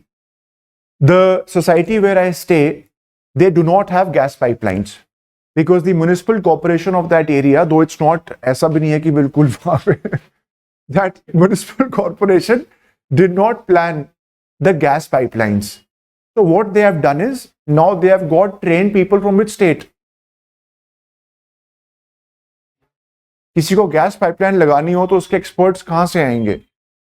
They are getting from Gujarat. Trained people from different states trained in Gujarat. They will climb 12, 13 floors very efficiently, and they are now digging the road, laying gas pipeline. From that road, they are building it up to the roof and they are creating networks. Number two. Number three, best example. I want to build a fertilizer plant. This Namru plant has been approved by the government of India. Ministry of Finance is giving money to Ministry of Fertilizer. They have built that particular fertilizer plant. उनको बोला 2 साल बनाओ, 1.5 साल में बना दिया ठेकेदार ने. और जो गैस की पाइपलाइन है, जो कि गैस ट्रांसफर करेगी, ट्रांसपोर्ट करेगी, उसके बिना you cannot have that fertilizer plant functioning. Or I want to build a new railway line, for which I want to acquire land, and I also want to build a parallel highway, for which Ministry of Road Transport wants to acquire land. In both of these cases, what we do is the information that is provided by the ministry, there is no interaction. The best way is that whenever any new highway has to be built, you acquire land from all the state governments, railways, highways, telecom, all the concerned ministries. Even if you want to plan a gas pipeline, a dedicated freight corridor, anything, it should be all planned together. But this cannot happen. कौन थोड़ी ना करेगा एक सचिव, हाँ लग गई pipeline, क्या रिपोर्ट है, अच्छा हो गया, ठीक है मैं अपना आदमी भेज रहा हूँ, पहुंच जाएगा वो. ऐसे नहीं हो सकता. That is why the government of India beautifully has created a portal. It is called as Gati Shakti Master Plan. That particular Gati Shakti Master Plan is a very simple portal. All the ministries, 16 of them which are involved in infrastructure, whenever they will be building any such project, they will be adding that information in that portal. I am a minister, let's say I am a secretary in Ministry of Highways. You are a secretary, let's say in Ministry of Telecom. You want to lay optical fiber pipelines. You would see, okay, is this highway built? You will check development of my ministry on the platform, and then you can intimate me, let's do this job together, because both of us would need to talk to the respective state government. That is why this platform will play a very important role in giving support to the National Geospatial Mission, because this entire nexus, this entire information of all the government resources, be it pipeline, be it anything that you know, highway, be it expressway, be it a dedicated freight corridor, be it a rail line, be it a fertilizer plant, be it a steel plant, everything together as one box of information will be provided to the government to prepare one complete map and carry out geospatial mapping of the entire country. That's the idea. Example of extreme form of e-governance. It is e-governance, yes. It is extreme form of inter-coordination between ministries, where each of these 16 ministries, they will not be working in silos. They will all work together in a converging manner and ensure that the job is performed perfectly. It's like saying you go to a civil services institute and there are so many subjects being taught. So there's a platform which is there where every teacher, after he has taught a particular topic, let's say I'm teaching something of my subject and that requires prior knowledge of, let's say I'm teaching, for example, Parliament, and I'm using basic structure. I don't know if your batch has been taught or not. So I would just pick up that portal and see if that particular topic has been taught or not. That's the advantage of this portal at the national level, where even a delay of a day can cost you crores of money across all the ministries. So that gas pipeline in my area is a failure of the society along with the municipal corporation, but you cannot explain them. When the society was built, the foundation was being dug. जैसे जैसे building बन रही थी, pipeline डाल देते, काम 2 minute का था, पर फिर से खुदाई, कल को फिर कुछ आ जाएगा, फिर खुदाई होगी. This is example of poor planning. इसलिए this is a phenomenal project. It is ensuring inter-ministry collaboration. It is also ensuring comprehensive data coverage of everything that is being performed by any of these concerned 16 ministries. आया समझ में geospatial का importance क्या है? Is it fine? Because 5-6 years when you will enter the services, all of you will be using this particular information, which will be expanded across domains. This will make the entire task easy for you. Is it fine? Is it fine, you online students? Quickly tell me. And everything is connected. So you are mapping everything. So you can write down. So you can write down, in this case, write down the mission. अब आपके गांव में किसकी जमीन किसकी कितनी है, कोई विवाद ना हो, उसका डेटा है आपके पास, पटवारी के पास होगा, वो जमीनी खाते होंगे. मेरे को जमीन खरीदनी हो आपके गांव में, आपने कहा सर यहाँ दाम बढ़ने वाले हैं, पास होगी फैक्ट्री, आप ले लो है 1-2 एकड़.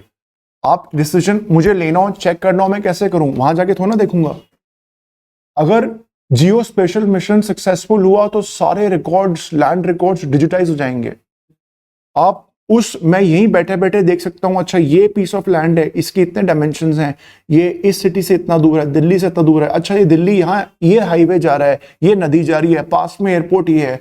That sorts of information that you are doing, because even Google Maps is not comprehensive. You are mapping the entire government network on that particular map.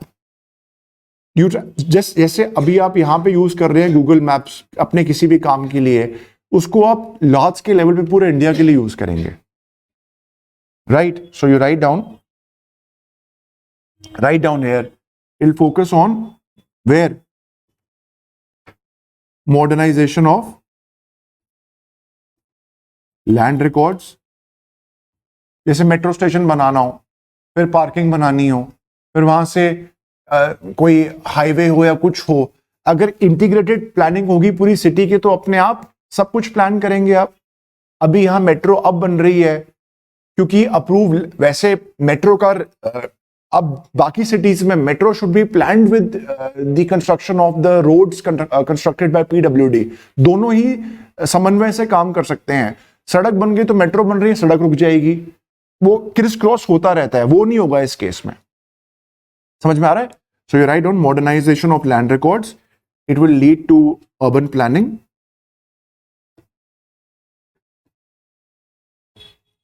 and it will also lead to infrastructure projects. And then finally you write down, we have this mission. It is called as Jal Jeevan Mission. Jal Jeevan Mission. What is Jal Jeevan Mission? Very simple. It will focus on conservation, documentation, and what? Survey of क्या? Manuscripts. Manuscripts. With who? Academic institutions, then museums,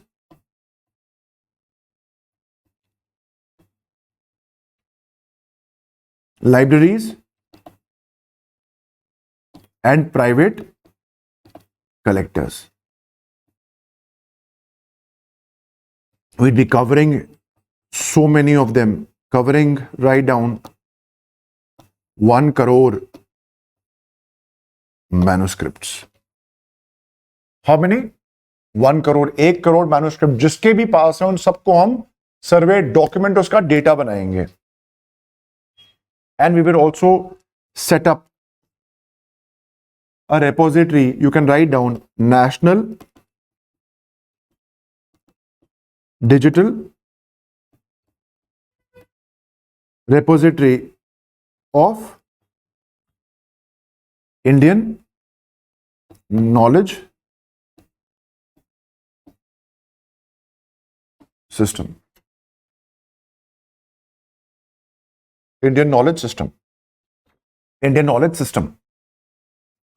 Then we just also have 2-3 quick measures. Write down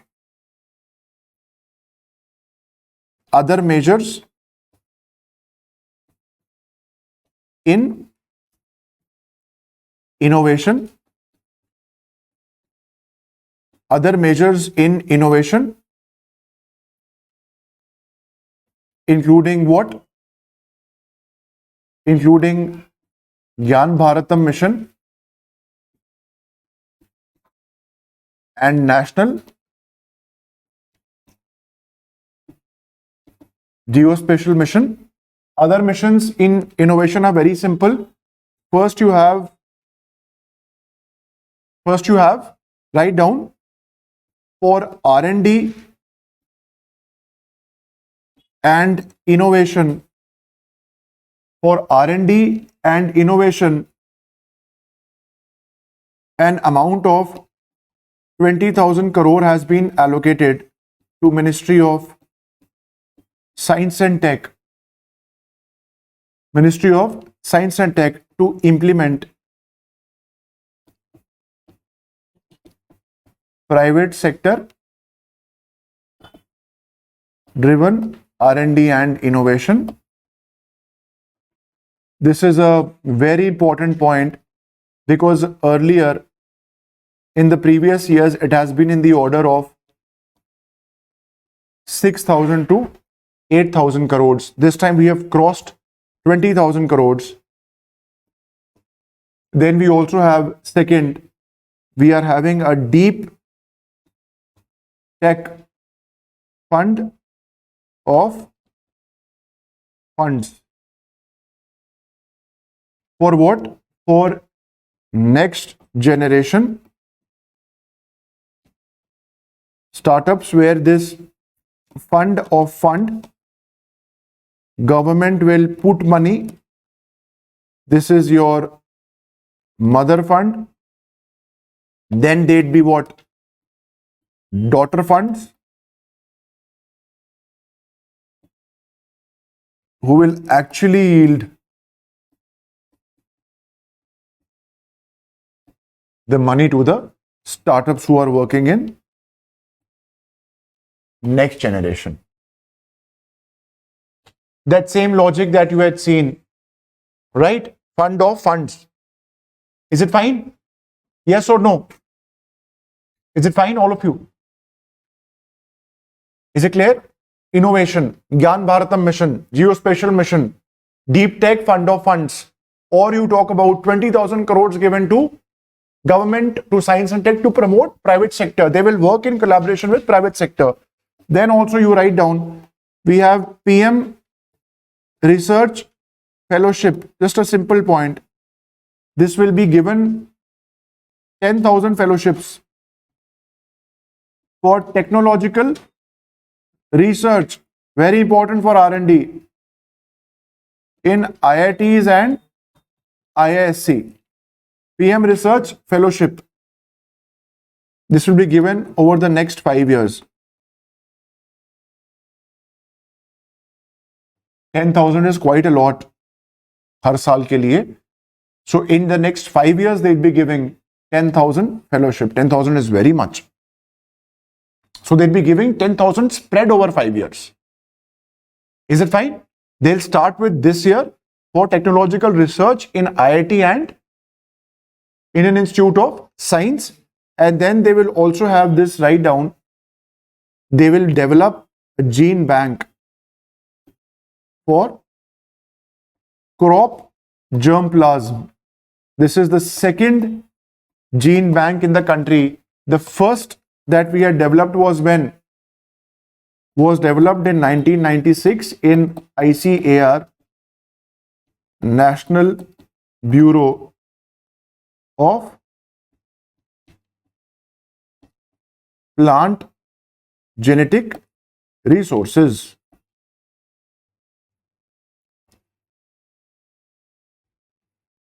What is a gene bank? Gene bank is nothing but a repository of, write down, seeds, pollens, tissue samples to preserve from extinction. Preserve from extinction.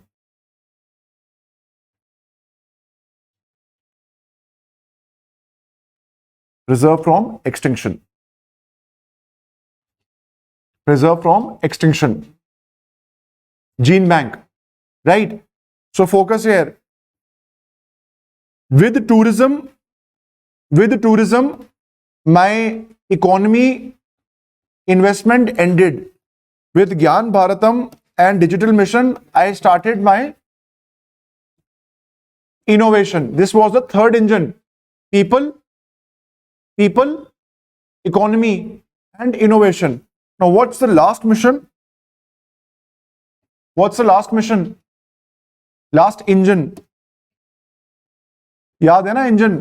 4 engine. पहला था agree, दूसरा था MSME, तीसरा था, एक नहीं 3, investment in people, economy, innovation, and the last engine is, write down, अभी खत्म नहीं हुआ है, इसके बाद टैक्सेशन रिलेटेड बेनिफिट्स भी हैं, पर वो हम ज्यादा नहीं पढ़ेंगे, उसमें 1-2 ही है. उसमें टनेज टैक्स हम डिस्कस करेंगे बस, और इन्वर्टेड ड्यूटी स्ट्रक्चर. क्या वो? Gene bank for crop germplasm, basically preserving the crop varieties. Preserving the crop varieties. Preserving the crop varieties. 10,000 is the total number of scholarships which will be given. 10,000 scholarship दिए जाएंगे under PM Research Fellowship for the next 5 years. Fellowship, I think, will be around 60-70,000 per month. This is not 10,000 में तो कुछ भी नहीं होगा. अच्छा, you are asking me the number of scholarships are 10,000. This scheme is already running. So PM Research Fellowship, can you just check what's the scholarship? Under JRF it is 42,000. PM Research Fellowship should be 42 to 50-60,000 rupees. 42 or 47? 47. HRA is 10,000 in Delhi. Yes. I remember it. 42, then I think must be for the hostelers. For hostelers to 37. अगर 37 hostelers के लिए तो HRA में अच्छा. But yes, it has been increased in the past. हाँ, पहले 16,000 था, फिर 25,000 था, फिर जो आप बता रहे हैं ये हाइक हुआ है amount. Is there any SRF, JRF scholar in class? Right. Now with this, write down. We'll open the 4th engine. This is exports. In fact, that played a very important role. The best of the best minds, which I know in the hearsay of JNU's history, they were all products who did their masters very well, very good. And then they did their MPhil, and ever since MPhil has have been removed from the NEP, that 2-year cushion of preparation along with JRF, that played a very important role of your preparation, because you could write 2 attempts along with the fellowship. But now when there is no MPhil, you straight away need to go from master's to PhD, the opportunities for social sciences is really reduced. Now you cannot, because after 1 year you have to get the synopsis passed. पहले 2 साल मिलते थे, तो MPhil इतनी heavy नहीं होती और secondary work होता है. तो normally लोग first second year तक PhD में, after 4-5 years, let's say you take and you did do your masters, they used to qualify. So that is why in social sciences also, the number of people who are into research, it has got drastically down in the last 2-3 years ever since NEP has come. This is a very slight, minute change which has taken place. Because when you do PhD, they'll ask you, what is the reason why you're not researching? Because you're actually doing a research that will affect the country's focus. That's the idea. Is it fine? You understand my point? Okay, then write down. Let's write down engines. Fourth engine is export. Take down the first step.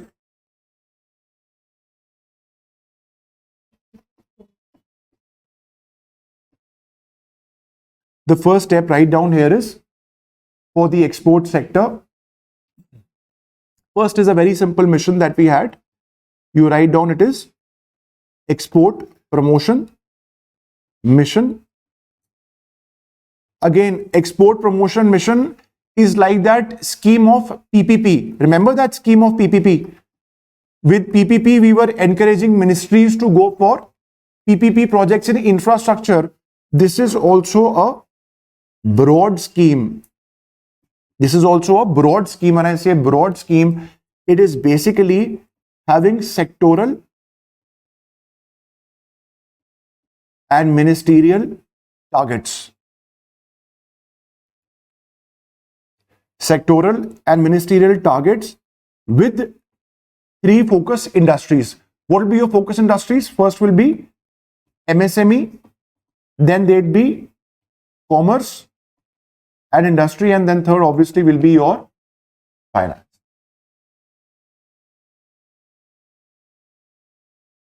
Right? So basically a mission will be broad. It will focus on easy access to credit along with cross-border factoring support, and then third is support to MSMEs. For what? To tackle non-tariff measures. Non-tariff measures. Is that fine? So this is a broad scheme. Second scheme that we have here is what? Bharat Trade Net. Bharat Trade Net. Bharat Trade Net. Bharat Trade Net will be focused what? This is nothing but a DPI. Digital Public Infrastructure for International Trade. Or international trade, where this will be a unified what? Platform. Unified platform. Unified platform for what? For documentation and financing. And will complement what?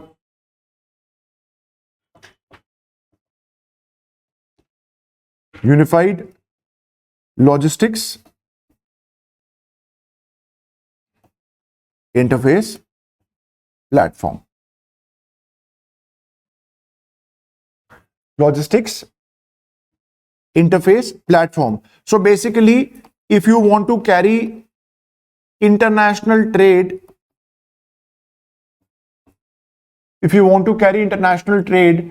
then that would also be connected with logistics sector, because you cannot carry out trade unless you are having a strong transportation network. So logistics interface platform will be connected with the BharatNet platform, which is like Aadhaar, which is like, CoWIN platform, which is like UWIN platform of the government to promote vaccination, something like that. Yes, just like DigiLocker. Just like Digi exam that we are recommending, to ensure that there is less cases of unfair means that we have in different exams. Just like I'd say OTR that you filled in UPSC, if you fill this form across the examinations conducted by one service commission, you've created one profile, and that is, so this will also make the task easy, and you will also be having a better record. Your record will be better arranged by UPSC. Something like that you are interconnecting. It's like saying that I want to connect your records with your education records from your college. The moment you write down the name of the college and your details, UPSC platform in the future should be able to take out your degree straight away and verify if your degree is complete. If it is not, then they'll automatically tell you, get it uploaded on your university website. Something like that. That is what you're trying to do, because both of them, they are connected. Is it clear? Should I go ahead? Right. Then you write down. The next is write down. Right. Third, write down support for what? Integration. Very important. Integration with global chain. Please keep the problems that we had in the backdrop, where you had to know that how the Chinese production is bombarding the markets. So we are trying to ensure that we are having a resilient supply chain and focus on the exports, because that is also one of the 4 factors that boost the GDP. So in this case, you are trying to integrate with the global chain. How? You are basically providing, identifying these sectors. Just 1 minute. Write down, identify the sectors, and very important, facilitation groups will be set up with participation of who? With the participation of industry representatives and senior officers. This is basically involving hand-holding. And there'd be a special focus, write down. Special focus on domestic electronic equipment industry. Is it fine? So this is at a very this is a preliminary kind of network that we are having. This is at a very initial stage that you are having this network to ensure that you are building the platform. You are ensuring that senior officers, they handhold the representatives. From representatives, it shall go towards the smaller players, and that is how the knowledge sharing. It's like what we had discussed in the case of National Mission on Natural Farming, where you are basically identifying certain model trainers. You will have model farms, you will train farmers, and they will spread the information and reach how many farmers? 2 crores. 8 crore is too much, because the number of farmers that we have in India is almost 11 to 12 crores. From that you can remember. Is it fine? Do you understand my points? That is also a point, that you are focusing so much on National Mission on Natural Farming, which is not the way to get productivity and food security. You cannot have a National Mission on Natural Farming for main food crops. It can be for subsidiary crops, because productivity and yield is yet to be tested of this particular system that we had discussed in the challenges or issues which are facing the problem of the sector of natural farming. I hope you remember that point, right? Then you write down this 4th point, very important. It has grown tremendously. We are developing national framework for global capability centers for their emergence. कहाँ पे? In tier 2 cities. How will we do that? We'll suggest measures we'll suggest measures for availability of talent and infra. Talent and infra. We will create building bylaws, bylaw reform, and ensure collaboration with industry. By the way, what are GCCs? Gulf Cooperation Council. Yes, GCC is Global Capability Center. What are these Global Capability Centers? They are offshore entities. Anyone in the class? Offshore entities doing what?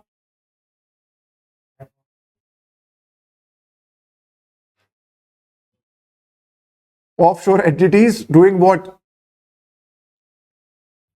Offshore entities carrying data analytics and R&D for parent company. I will write MNC. How does give me an example. Very good. Amazon entered India when? Before that, March 2012 to this Flipkart person. So, now look at this. When Amazon wants to build India, when Amazon came to India, it was well developed in US. It had reached like Flipkart now. The Amazon was in 2006-7. So they now wanted to enter India. They did what?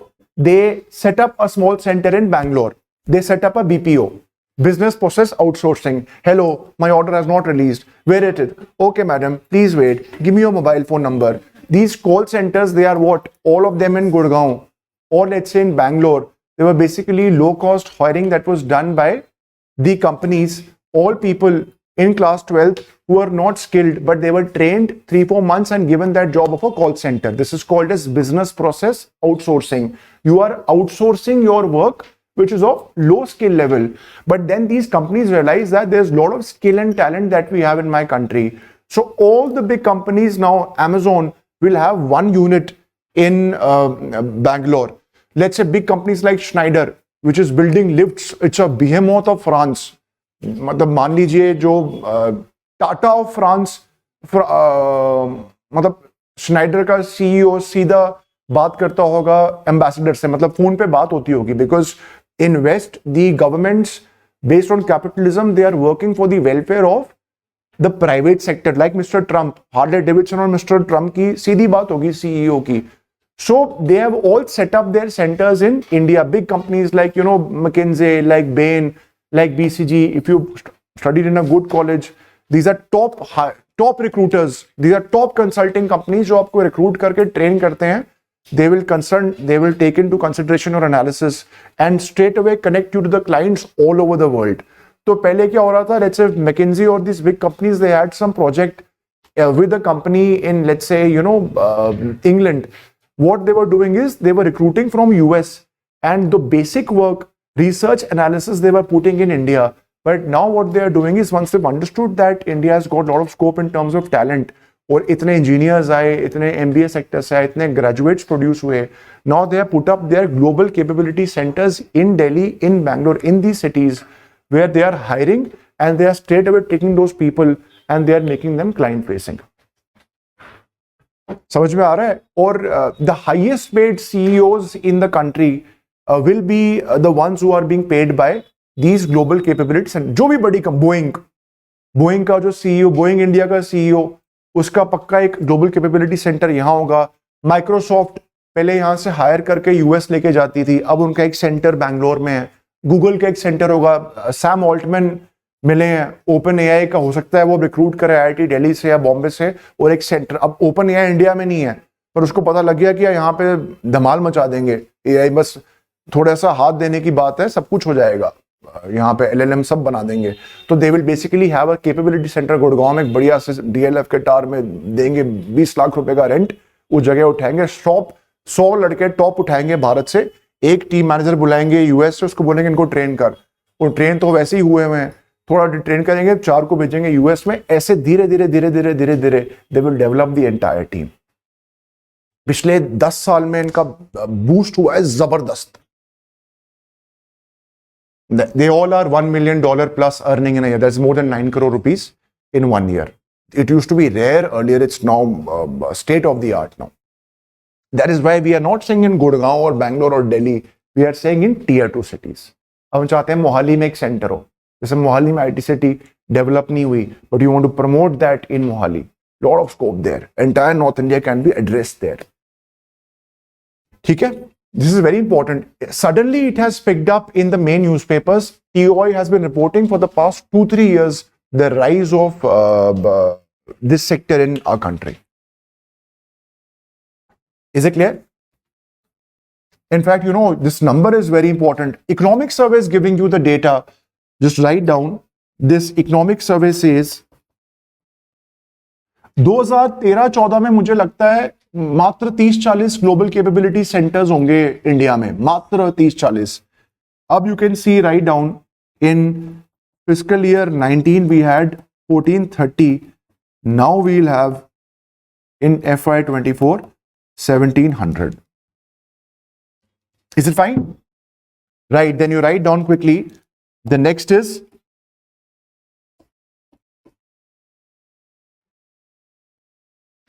we'll have warehousing. Quickly write down warehousing facility for air cargo. This is very important for, this is a rare thing that we have to focus, because this is focusing on perishable produces. Now this is classified in export, but I will connect it with what? I will connect it with agriculture first engine. In agriculture first engine, we had a mission for fruits and vegetables. I had written in right hand side of this page, I told you that how there is rise in health consciousness, there is increasing consumption in the light of household consumption expenditure survey. I told you, mention these tidbits in the exam. That is all connected here with agriculture sector. Is it fine? We will also focus on, write down, customs protocol and cargo screening.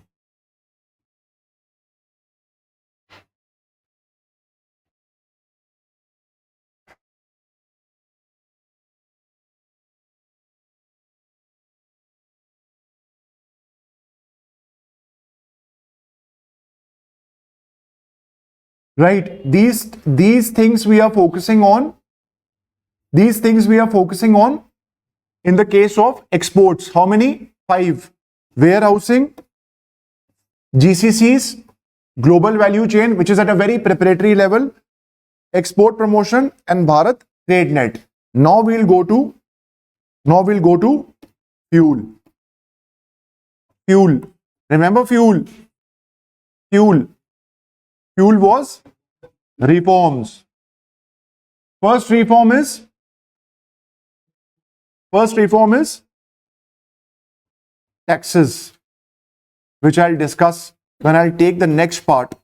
This next part is in part B of the speech.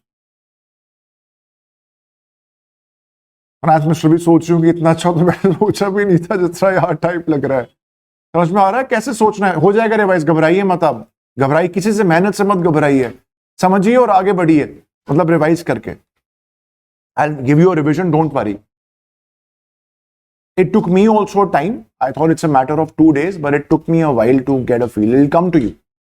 the segregation in the structure has to be clear in the head. Like you think about agriculture, then I'd think about pulses, resilience, then I'd think about what? I'd think about what? Fruits and vegetables. Then I'd think about 100 pilot districts. I'd think about Atmanirbharta. Right? Then I'll go to what? After agriculture, what was the sector? MSME, credit guarantee, definition, focus on startups, first level entrepreneurs focused on Stand Up India scheme. Then I'd go to PI, investment in people, investment in innovation, investment in economy. Innovation, I was very happy when I read about National Geospatial Mission.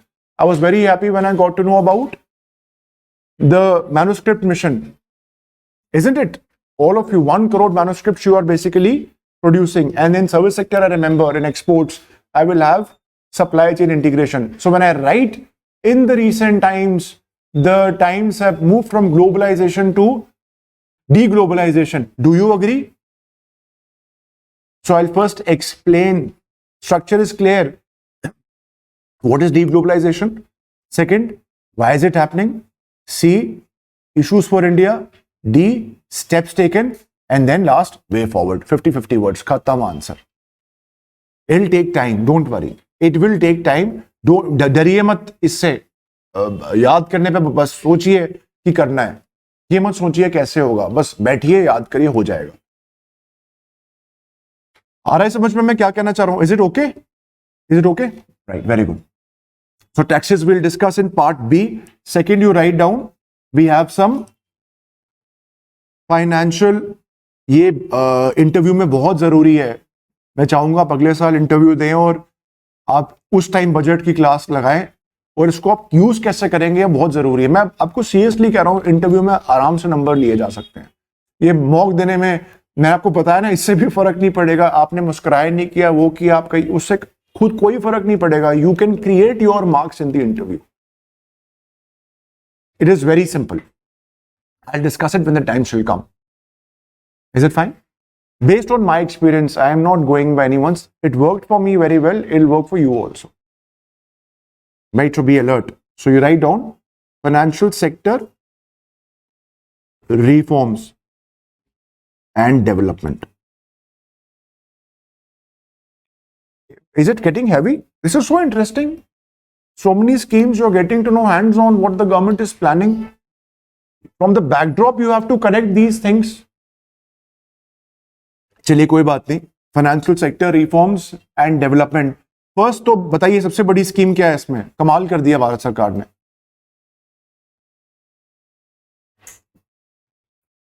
क्या step लिया बताओ? FDI इन. किसमें FDI? In insurance. Insurance तो धुरंधर financial sector के actuarial के जिनकी maths बहुत तेज है, जो टॉप एनालिस्ट होंगे दुनिया में, वो इंश्योरेंस सेक्टर कंपनीज हायर करती हैं दुनिया में. They are very well paid professionals. India में तो कोई है ही नहीं इंश्योरेंस में, because FDI in insurance has increase from 174 to 100%. All the companies that you know, Max Bupa, Future Generali insurance, Tata AIG, they are big firms. ये behemoths हैं. भारत में कितनी insurance penetration? Look at it from this perspective. Insurance penetration right now is how much? Write down. It is very less. It is 3.7%. Global is 7%. West में तो हर व्यक्ति हर चीज का insurance लेता है. क्लास में आ रहा है, पोल्यूशन है, बीमार हो गया, इसका भी इंश्योरेंस. मटीरियल नहीं मिला तो उसका भी इंश्योरेंस कोई और दे देगा. इतना ऑर्गेनाइज नेटवर्क है वहां पे. Because you will get. इसका लाने का फायदा क्या होगा? बेनिफिट बताओ गुडलीन, क्या बेनिफिट होगा? It will get you sophisticated. ये एक्सपर्ट्स का खुश हो गए इंश्योरेंस सेक्टर वाले. Sophisticated risk management practices. Investment banker की आप कभी यूट्यूब पे देखिए जीवन कैसे होता है, आपकी तरह ही होता है. ये जो 70, 80, 90 आवर्स का बवाल हो गया, ये सब 90 आवर्स मेहनत करनी पड़ती है. सिविल सर्विस में तो 90 क्या, पूरा दिन ही मेहनत है, खाना पीना और सोने के अलावा. आपके लिए कोई समय सीमा नहीं है, अभी स्टडी एंड स्ट्रगल अपना मोटो रखिए, ठीक है। Sophisticated risk management practices and advanced technology and innovative products. IRCTC पे have you booked the train journey? 1 रुपए लेते हैं वो, ट्रेन लेट हो गई तो कैंसिल हो गई तो कोई नहीं लेता होगा, नहीं पर सब लेना चाहिए, 1 रुपए का है। That is an innovative product. West में बहुत सारे प्रोडक्ट्स होते हैं। For example in motor vehicles, if you have a vehicle and you are buying motor vehicle insurance, so these companies have come up, Echo, and they are giving you, don't buy from them.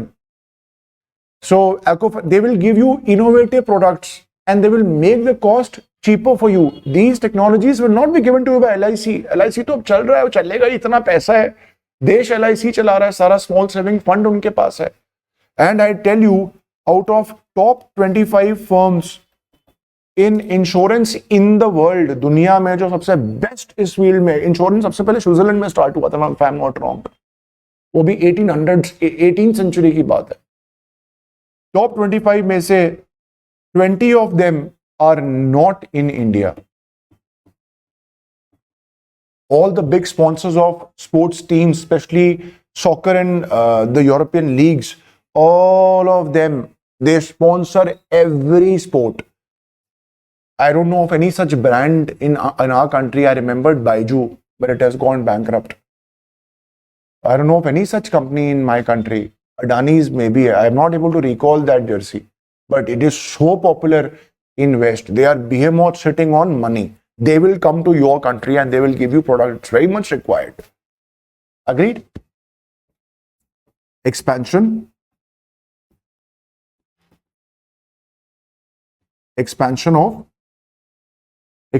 of services of postal services. What is it? Indian Post Payment Bank. Very important. The increased scope of postal services that you will have in the future. Very important. Bright future. Then write down the next is, the third that we have is credit enhancement facility by NABFID. What is it? Write down. National Bank for Financing Infrastructure and Development. What is it? Specialized Development Finance Institution for Infrastructure sector,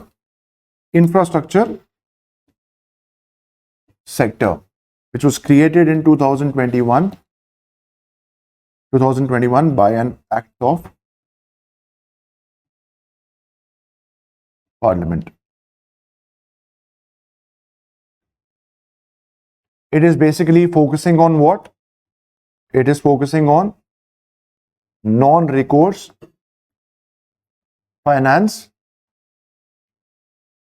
What is non-recourse finance? What is non-recourse finance? There is an entity. It has taken loan from a bank. Right? Entity taken loan from a bank, and this entity defaults. What will the bank do? Other entities which are connected with this particular entity which has taken loan for infrastructure creation, this bank will confiscate all other entities which are connected with this particular agency. That is why when you want to take a loan for infrastructure which has a gestation period of 10 years, 15 years, 20 years. I want to build a highway, I want to build a huge project, but I want money. From where will I get lakhs of crores? You want me to give the money from the bank. If I fail, in case if I fail, this organization is giving non-recourse finance, which means the peripheral entities which are connected with the agency, which is actually increasing the concern for this person, those assets from the nearby entities of this agency, they will not be touched by this particular bank for retrieval of the lost asset. So for him, the one who has given the loan, the risk has increased drastically. But for the person who's actually interested in carrying out an infrastructure project, for this person, other entities, they are saved. It's like an SPV. So if I am a big company, let's say, and I run a coaching institute in a particular state for giving coaching in that state services exam, and that entity of me defaults, I take fees from students and I do not run the course and they want the money back. Now that entity, if I've taken loan, that bank will not come and take my entity located here in Delhi. That is a separate vehicle for which if I failed, the banks will decide what recourse they need to be taken, but this entity will not be affected in Delhi. This is example of non-recourse finance. That is why specifically we created this particular bank for this specific needs to boost infrastructure in 2021 by an act of the Parliament. I hope you appreciate the slight importance of this particular bank. You get to know so many things, it'll take time to sink in. You have to absorb it. I'm so sorry. I cannot do anything. Is it fine? Non-recourse finance. You not have heard it, right? Have you heard this term? Just know, it's very interesting. Risk increases for them, but not for him. And they also promote, they also strengthen corporate bonds. Strengthen corporate bond market. आज मुझे ही पैसा अगर चाहिए हो तो मैं कहां से लूं? बैंक बोलेगा नहीं दे रहा, कोलेटरल दिखा. There is no such mechanism to judge my credit worthiness.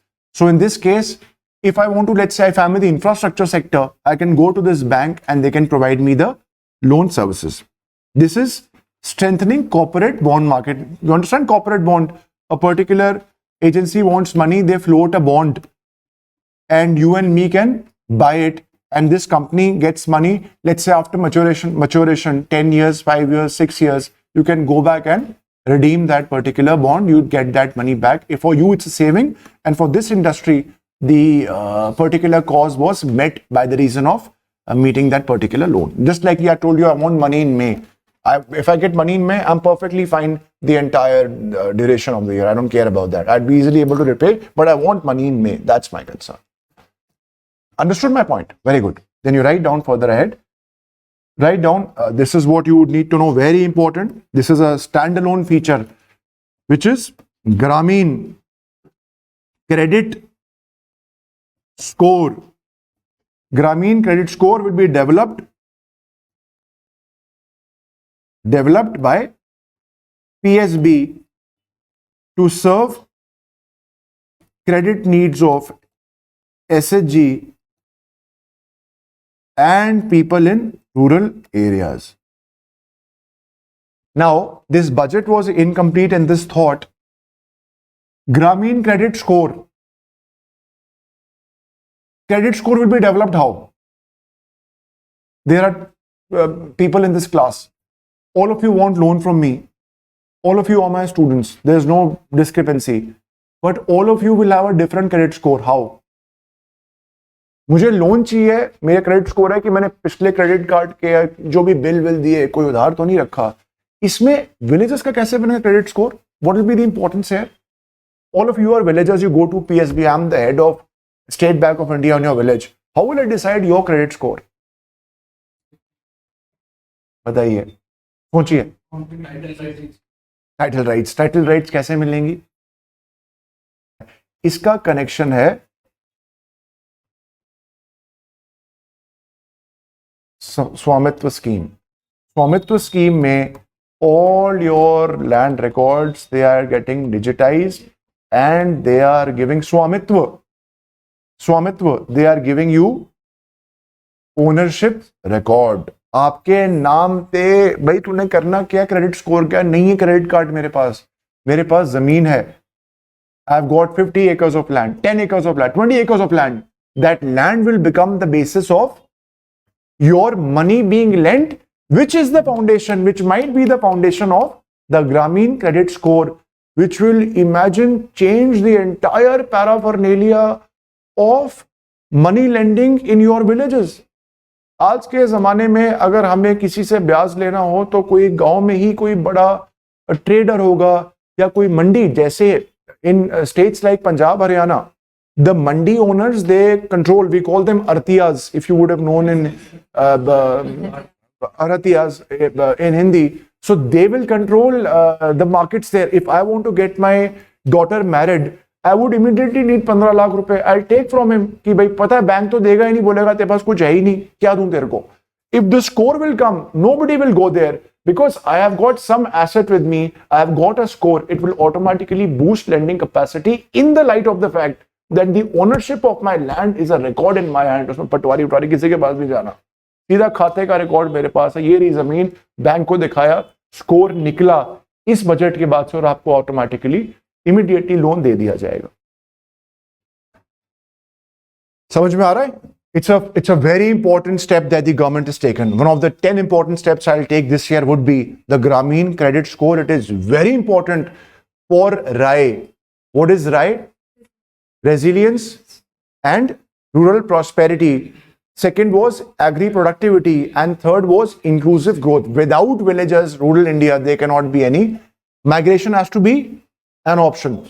It should not be a necessity. इसको याद कर लीजिए 15-20 टर्म्स को, ठीक है? या इंटरव्यू में बोल देना कभी भी, अभी तो नहीं बोलेंगे, अगले साल. काश से बजट अगले साल ही चलता, पर कोई बात नहीं, एक बार फील आनी चाहिए बस. आपने फर्स्ट टाइम बजट देखा है इसको, अगली बार प्रॉब्लम नहीं होगी आपको बिल्कुल भी. अगली बार भी पढ़ना तो पड़ेगा ही, अगर इस साल इंटरव्यू भी देंगे तो अब भी आपको पढ़ना पड़ेगा. Is it fine? Now you go ahead. Very good. Now you write down. Actually, economic activity, the Prime Minister says that worth 100 lakh crore, 100 lakh crore worth economic activity will be generated. This will be a game changer along with स्वामित्व. 50% villages, कितनी गांव कितने हैं भारत में? या 6.5 lakh, 6 lakh sites approximately. Gram panchayats are 2.64. Villages are 6.5 lakhs. Out of them, 50% we have covered with drones. Another 2 years will be done and dusted. Yeah, I think should be launched before you go for the interview call next year. This year result will come, 425. Then you write down the next is, fifth is very important. Is it fine, the online students? Fifth point, write down pension sector. Just quickly know, pension sector, there'd be a forum set up, small points, not much. Forum for regulatory coordination and development of pension products. देखिए आप अभी समझिए, अभी आपको समझना है, exam में पूछेगा क्या. It will take time. I'll discuss survey also in bits and pieces.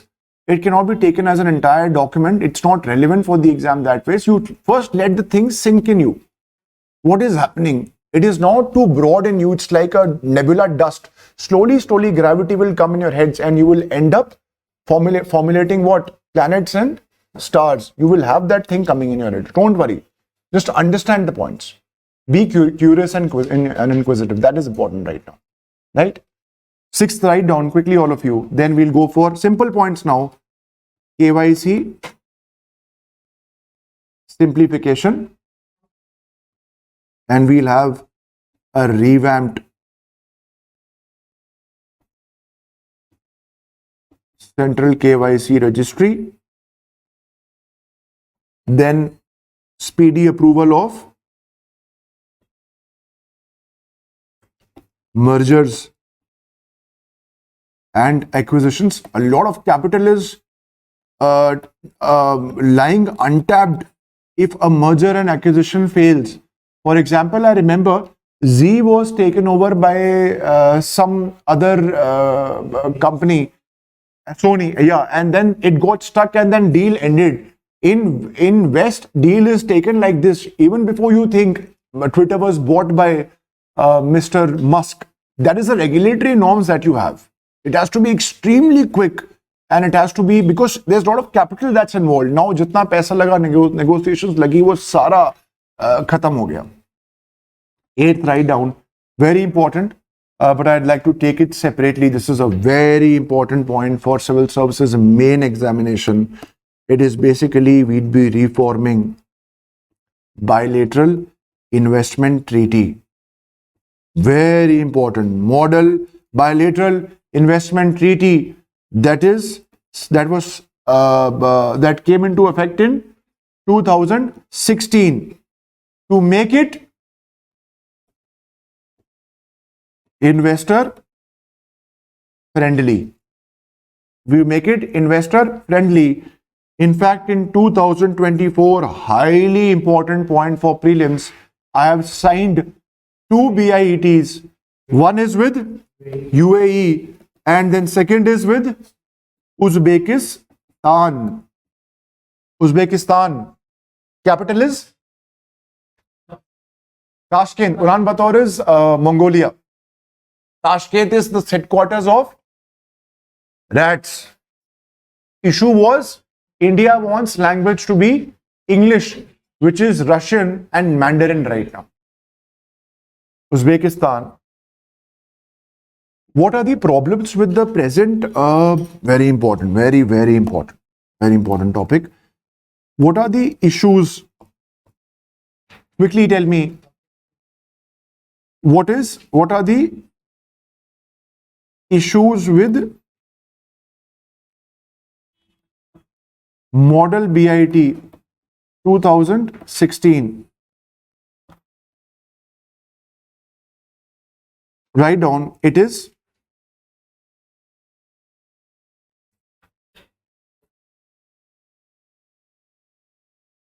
having, first you write down,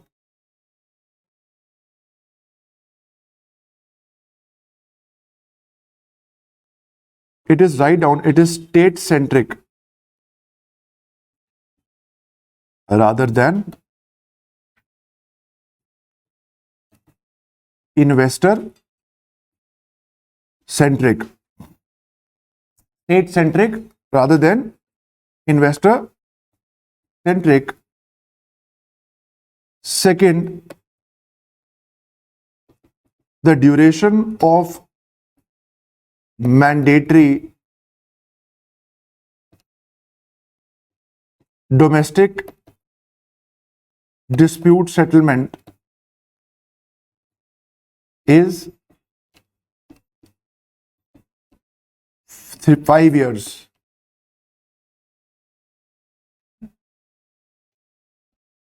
Only post 5 years, investor can take recourse to investor state dispute settlement mechanism. So in case if there is, let's say, a dispute between, for example, any investment by a country, for example, I say Schneider India is investing in India and there is some dispute that comes up, for the next 5 years they would need to exhaust, for the 5 years it would need to exhaust all the domestic dispute resolution mechanisms. So only then it can take recourse to the investor state dispute settlement mechanism, where it can take that particular dispute to international tribunals. And 5 years is quite a lot. 5 years. In fact, if I tell you, for India, UAE, this domestic mandatory period of dispute resolution is 3 years. UAE के साथ dispute हुआ तो उसको 3 साल के लिए हमें domestic disputes को रिजॉल्व करना पड़ेगा, डोमेस्टिक मैकेनिज्म. उसके बाद ही if it is lying unresolved for 3 years, then you can take it to an international tribunal where you and UAE becomes a party. It is 5 years now in this model, BIT. Second biggest problem,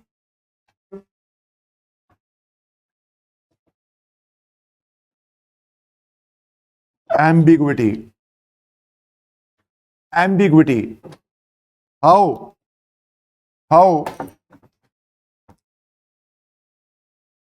for benefit to the investor, investor,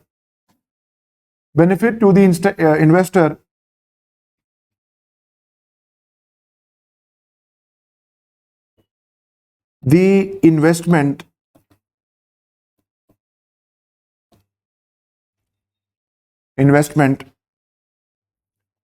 should be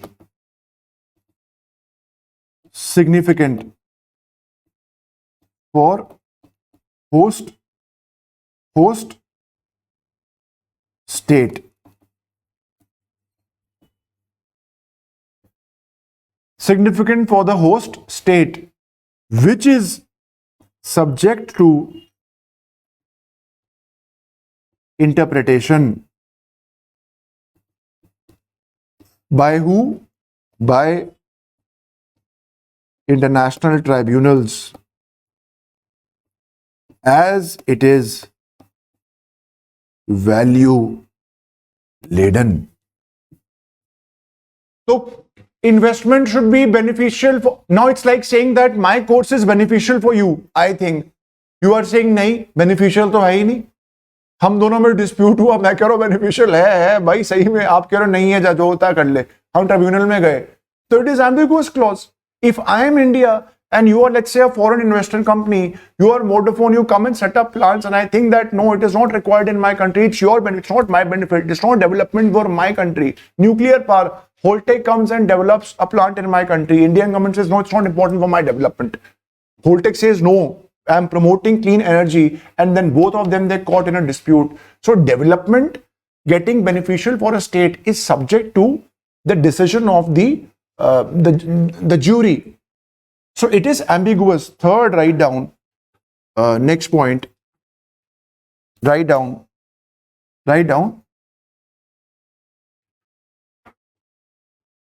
The grounds of treaty violation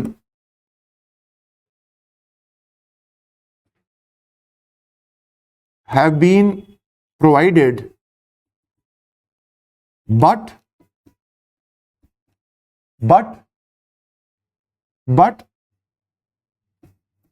these grounds are linked to, tell me the lawyers, linked to customary international law, which is still undecided and ambiguous, leading to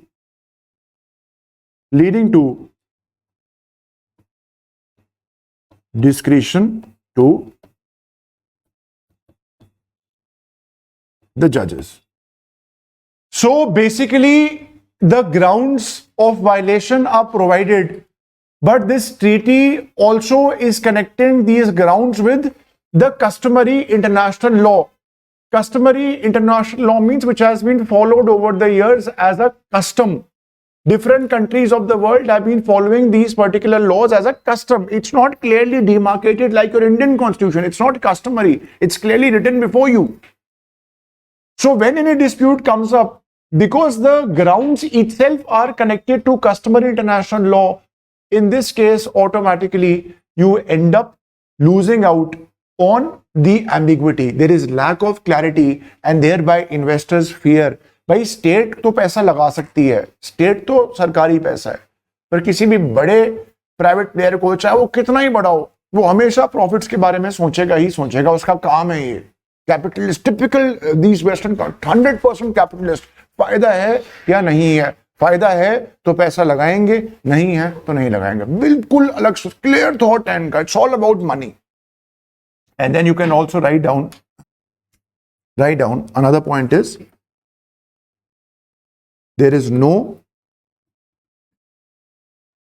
MFN clause. No MFN clause, which is most favored nation. Most favored nation. And there is also, write down, there is also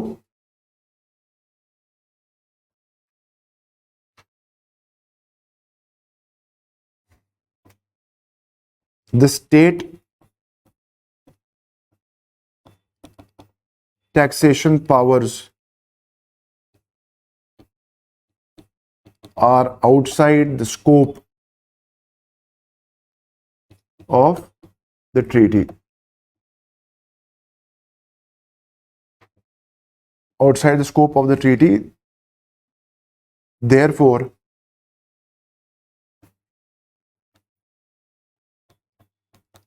abusive tax provisions levied by a state cannot be challenged. And also the last, the decision of domestic courts, the decision of the domestic courts are beyond jurisdiction of investor-state dispute settlement tribunals. Or write like this, decision, write like this, merits, that's a better term, write down merits of domestic courts are beyond the jurisdiction of ISDS tribunals. So in a way, the treaty is entirely tilted in favor of the state. And this treaty had a history. In 1993, India had a model treaty, but that treaty was grossly misused by the investors. We had the Kane Energy dispute where we had to pay a whopping amount of tax, or you could say a reimbursement to that company. We had the Vodafone dispute where the international dispute ordered that you had to pay that particular company. They had utilized the provision of the India-Netherlands treaty. So we all annulled the treaties and we bought this model BIT, but now nobody's willing to sign up except UAE and Uzbekistan, which have signed under separate clauses. India UAE BIT is not a model BIT. There are some similarities and there are some dissimilarities. For example, it is not ambiguous like this. There is UAE has got 3-year clause. The ambiguity is not there. There is no reference of customary international law. The grounds are clearly provided in that BIT. It is clearly billions of dollars की बात है. Investment लाने के time तो MOU sign करते हैं, उसके बाद अगर कोई डिस्प्यूट आया, there is no way out. Is it fine? Now basically after this that we have discussed, now I'll start the class. Is it fine, the online students? Quickly give me a go ahead. These demerits of, okay, fine. So basically I was discussing with you the reform of the bilateral investment treaty, 8 point. Now I'll continue with the 9th point and then we are almost done with it. Please write down. The 9th point here is, right, the 9th point here is, now you please write down. Please write down, all of you. Write down. 9th is, we are going for regulatory reforms. Here the keyword that has been given by the government is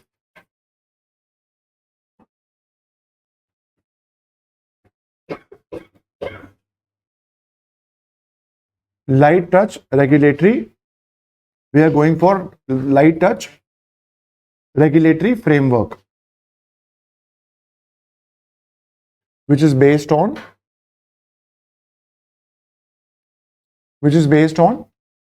trust. Very good. Which is based on trust and principles.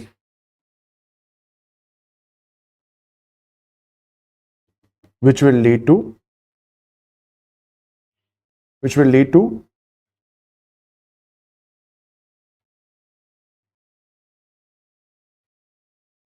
productivity enhancement. Right? Light touch regulatory framework, which will lead to productivity enhancement. So thereby we'll form what? We'll form a high level write down committee for regulatory reforms,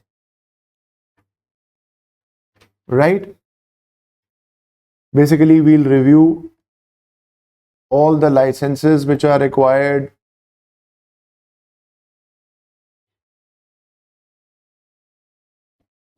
we'll review the certifications which are required. Then we'll develop, very important, investment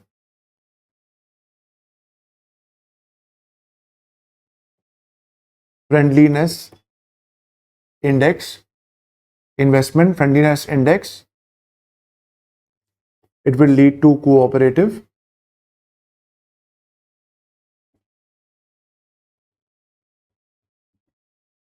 competitive federalism. Then we'll go for FSDC. What is FSDC? Yes, we will set up a mechanism under FSDC. This is Fiscal Stability and Development Council. This FSDC will do what? It will evaluate the impact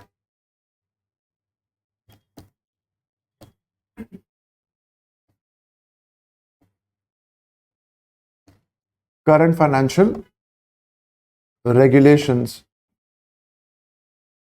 and formulate a framework for responsiveness,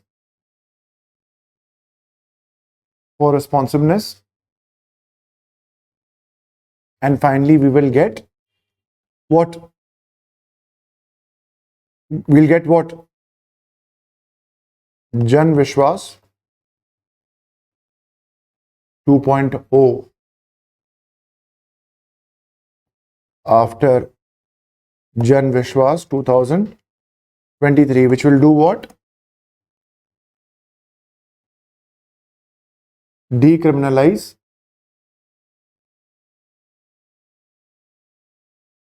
more than 100 provisions in law. मतलब जिसकी jail होगी उसकी बजाय हम बोल देंगे अब monetary penalty दे दीजिए. Is it clear? Arshit, Alek and Akshat, all of you. Can anyone summarize the budget? Unless you were the finance minister. Imagine the hard work which is done by the secretaries. The finance secretary, Tuhin Kanta Pandey, the revenue secretary, all of them. Ingrain it in you. You are preparing the budget, let's say 30, 25 years down the line. Assistant secretary, or you become the joint secretary, you'll be approving the projects. For what?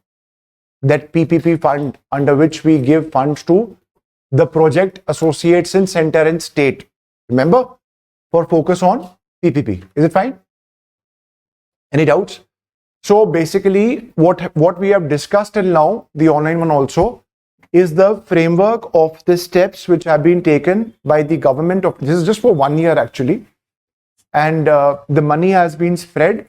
It has been broken down by the government, focusing on 4 focus areas: Gyan, that is Garib, Youth, Annadata and Nari, There are 10 broad focus areas, RAI, AA, EI, EEI.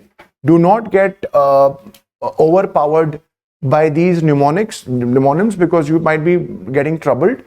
Focus area are 4 engines.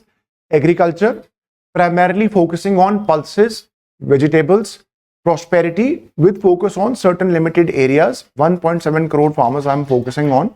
Then I had gone to, after agriculture, MSMEs, limit change, credit guarantee, fund of funds have been created. Women entrepreneurs will be given money. All of these funds that we said. Also, we take inspiration from Stand Up India. Then we had gone to national. Then we go to PI, investment in people, investment in innovation, in economy. Then I'd go to export, and then finally I go to reforms. You need to look at it twice, thrice, at least twice to get it settled in your brain. Once it gets settled, I can guarantee the next 6 attempts, you will never forget it. You will tell me the next year that in this budget, this was the step that was brought by the government in this particular scheme. Right? Now part A is done. We go to part B. Part B is most important for a common man because he has to think about income taxes, but you are not common man. You are aspirants. Part B is not important. Very broadly, we'll discuss the changes which have been made to the taxation laws. Is it fine, all of you? Right, please write down. Write down now. Is it fine, the online students, quickly, all of you? Now let's go ahead. Now let's write down part B changes. Part B is basically what? We are discussing the tax related changes. Very good. Now first change is there has been correction. Very good. In inverted duty structure. What is this? The correction here is in flat panel displays. Flat panel displays. Okay, there's a lot of work going on. This entire Gafar market is full of flat panel displays. कभी भी screen टूट जाए कोई भी ठीक कर देता है यहाँ पे. So basically the costs have gone down. How? So basically, if there's a manufacturer, he is making what? Flat panels, right? And he is doing what? He has to import some raw materials. He's, let's say, importing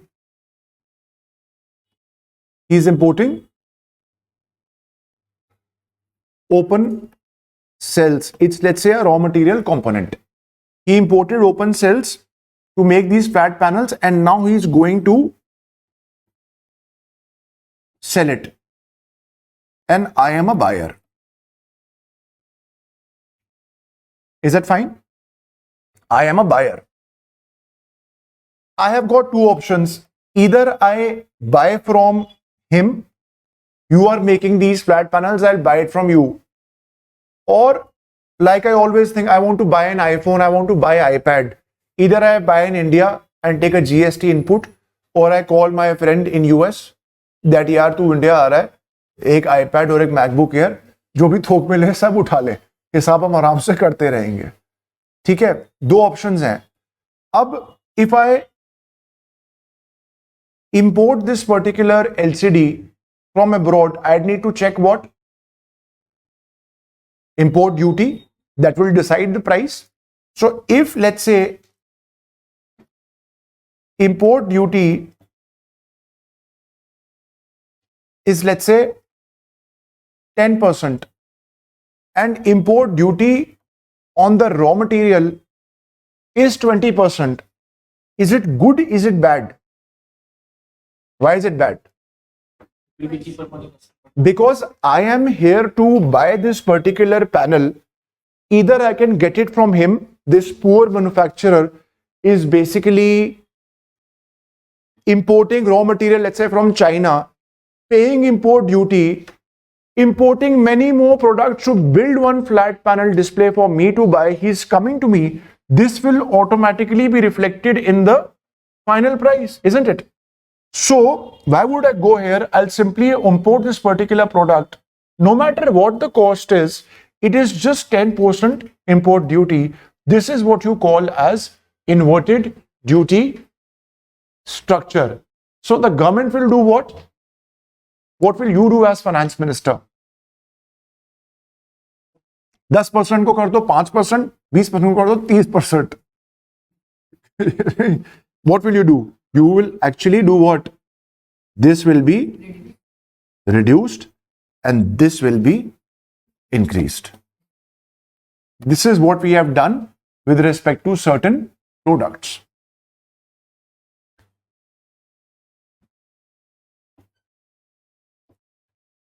Second step that the government has taken is they have done what? They have reduced or exempted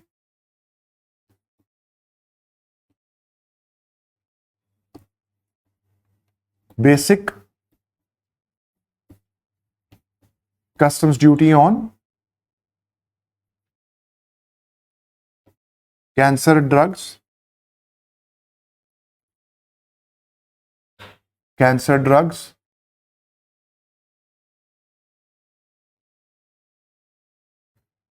on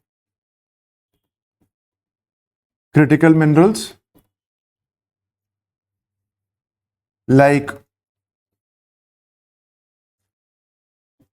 lead, zinc, plus 12 more minerals, reduced on cobalt powder and waste, and lithium ion battery, scrap of lithium ion battery, which is important for what?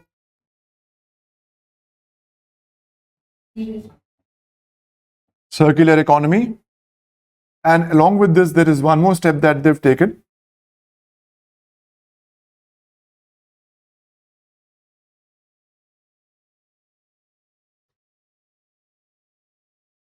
They have reduced the duty on, write down,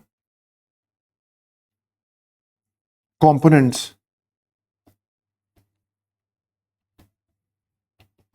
for, write down, EV battery and mobile phone battery manufacturing.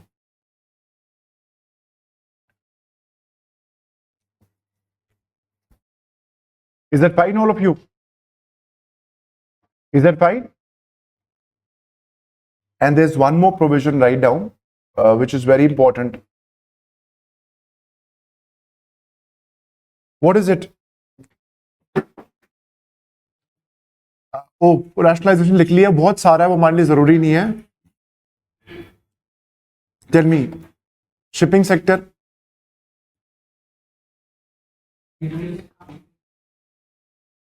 tonnage, write down, tonnage tax scheme will be available now to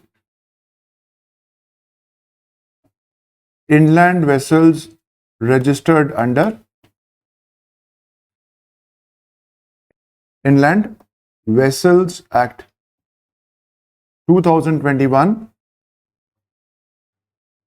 It was earlier available only for, write down, seagoing ships.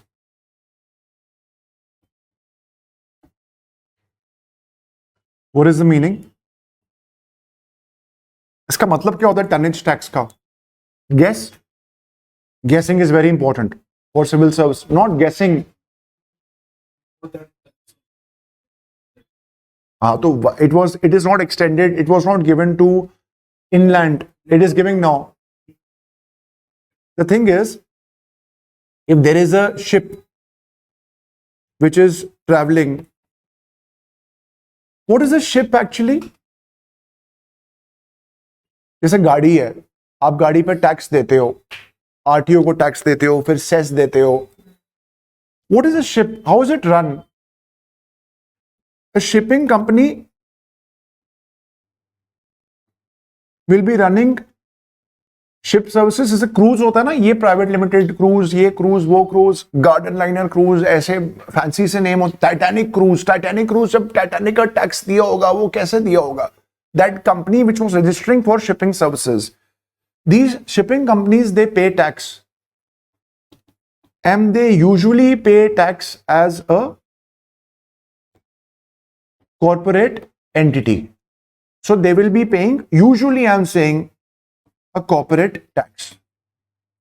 But in case if there is a ship, this is for inland.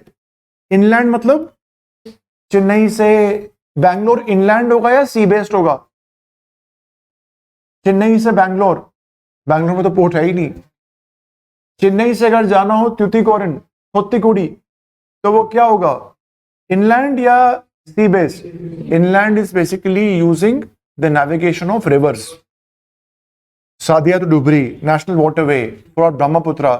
If I am using a vessel on national waterway which is like the big thing in Europe. Europe में तो इतनी नदियां हैं और नदियों में steamers हैं, जहाज हैं, सारा ट्रांसपोर्ट वहीं से होता है. तो वो इनलैंड वेसल्स, ये सारा शिपिंग, मैरिटाइम, ये इनलैंड सब वेस्ट का है. 100% डोमिनेशन है. If that particular inland company is running a shipping services for inland waterways, it has to pay tax that is much more as a corporate entity as compared to the companies which are running their ships on the seas. So when they run their, even if it is coastal shipping, high seas, EZ or coastal shipping, that does not make a difference. It has to be in a sea. They have got the option whether they go for tonnage scheme or they go for a corporate taxation scheme. It is up to them. Just like the government had said last year, नया तरीका exemption के साथ और बिना exemption के, तो उनकी मर्जी है. टनेज का मतलब ये है, टनेज मतलब वेट. शिप के वेट के हिसाब से आपके ऊपर टैक्सेस लगाए जाएंगे, चाहे आपका कितना ही प्रॉफिट हो, चाहे कोई 100 करोड़ कमाए या कुछ भी ना कमाए. अगर उसके शिप की कैपेसिटी 20,000, मान लीजिए 20 टन है, 20,000 किलो, तो उससे जो उसका टैक्सेशन रेट होगा वो डिसाइड होगा the weight of the vessel. हो सकता है there is a comparatively heavier vessel and it is earning less profits. So in that case, the heavier vessel one has got the option to choose tonnage or corporate taxation system. It's just like saying, like in India, when you tax the cars, it is done on the basis of the engine capacity. Is it fine? So it is decision that you've extended for promotion of shipping sector in the country. For shipping, by the way, you promoted what? HML status for large ships.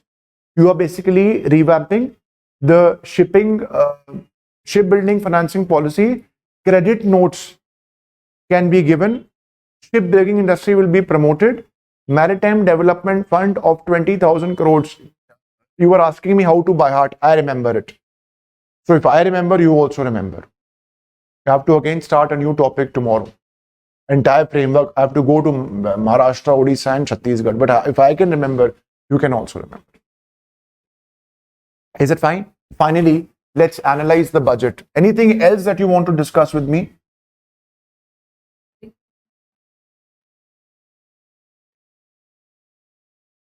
Transfer pricing हम मैं discuss करूंगा जब मैं economy specific current affairs आपसे लूंगा. उसमें मैं broad hints आपको बताऊंगा. ठीक है, इसमें हमने थोड़ा सारी इंपॉर्टेंट स्कीम्स और जिनका बैकग्राउंड जरूरी है, जो पेरिफेरल टर्म्स है, उसको हमने डिस्कस किया. कॉन्सेप्ट जो मेजर, जैसे ये नई चीज थी, इसको फिनिश किया. ठीक है, अब एक ब्रीफ एनालिसिस मैं करना चाहूंगा, बहुत डेप्थ में नहीं. ये मेंस ओरिएंटेड नहीं है, ये सिर्फ बस एक कंक्लूजन देने के लिए है give me the analysis.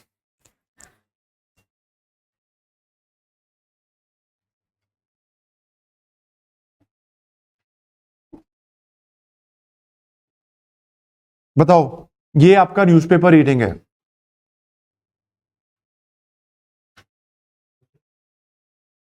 देखो, पहली चीज तो ये है कि the government is on the path of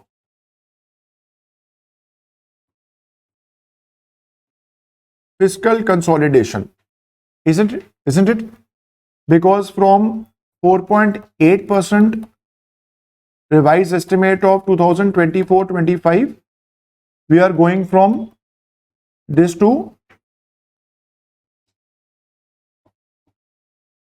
right? Second, the government has been following the glide path to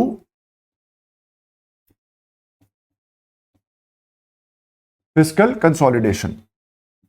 Glide path to fiscal consolidation. Glide path to fiscal consolidation. Right? This is basically following since FY 21-22.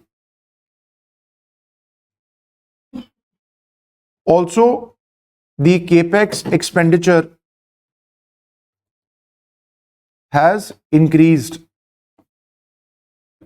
from revised estimate FY 25 कितना था? 10 lakh crore, 10 lakh crore to कितना है?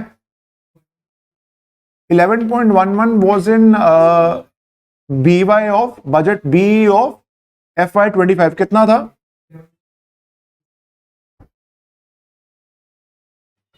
What was it? 11.21 lakh crore, with 75% going to defense plus road plus railways. Right?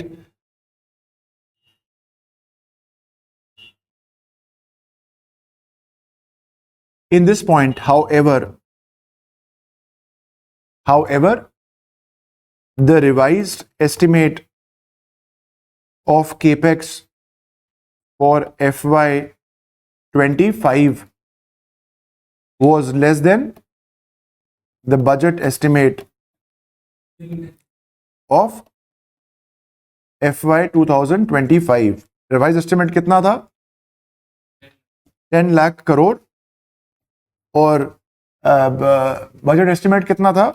11.11 lakh crore. ये कोई maths का derivation नहीं है, confuse तो नहीं हो रहे?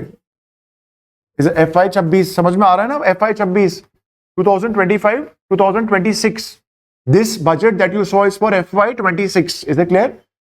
Then third, I would also be very happy because the budgetary, yes, a revised estimate of capital, revised estimate in the budget, it was 1.11 lakh crore, but the revision that we made for the current year, because of the elections and because of poor monsoons, I could not have spent the entire money. So I'd be spending 1 lakh crore less than the budgetary expenditure of capital expenditure which I had planned for this financial year. Is it clear? Confused तो नहीं हो रहे? Confused लग रहे थोड़े से? Okay, very good. Then the best part here is that the next part here is the expenditure for Ministry of Science and Tech is the highest.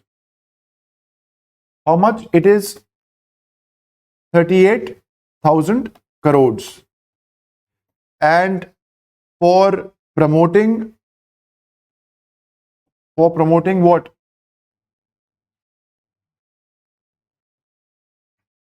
Promoting R&D with private sector, we have a limit of, we have given them 20,000 crore. It's the highest ever. इससे ज़्यादा आज तक पैसा नहीं दिया.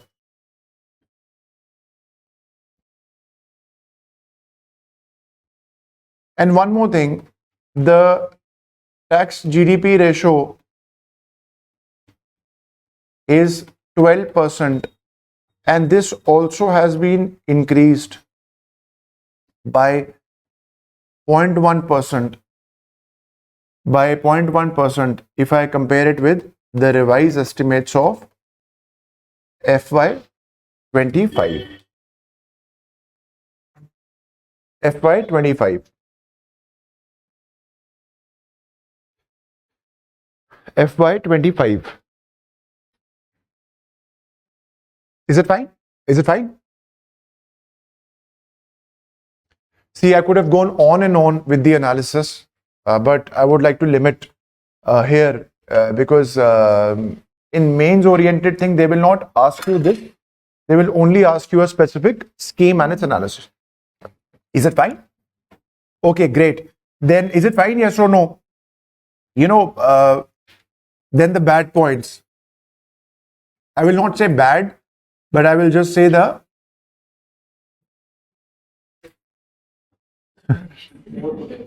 yes, we can write like this: issues with FY26 budget. सबसे बड़ा issue तो MGNREGA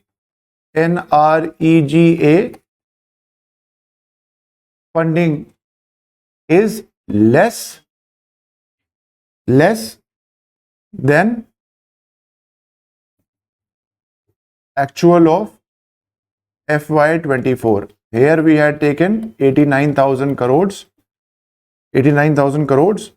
and this year it is FY26. It is how much? It is 86,000 crores. Second, whether tax cut which leads to revenue shortfall of 1 lakh crore will yield benefits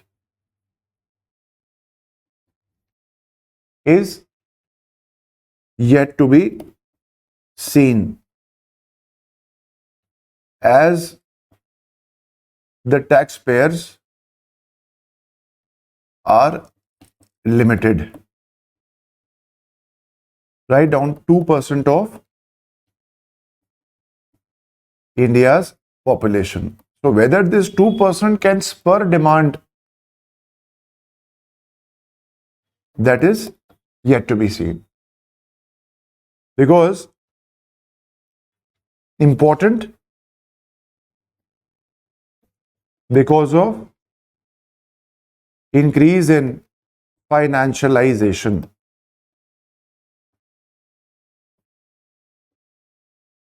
हो सकता है ये सारा पैसा जो टैक्स से बचा रहा हो वो बोले कि मैं तो खर्च ही नहीं रहा, मैं तो डीमैट फंड में लगाऊंगा, और डीमैट का जो पैसा है वो पहले तो बैंक्स के पास जा रहा था, तो वो lending, it was spurring lending, but now it is not happening. No deposition with banks. I hope we all are able to understand. We already have seen 4-5 months back that how the credit to deposit ratio has greatly reduced. Deposit आ नहीं रहे, credit जब ज्यादा है तो bank के पास कुछ पैसा ही नहीं है देने के लिए. Financialization is opening. In the last 4 years, so many demat accounts have opened. I think more than 80% opened in the last post-COVID only.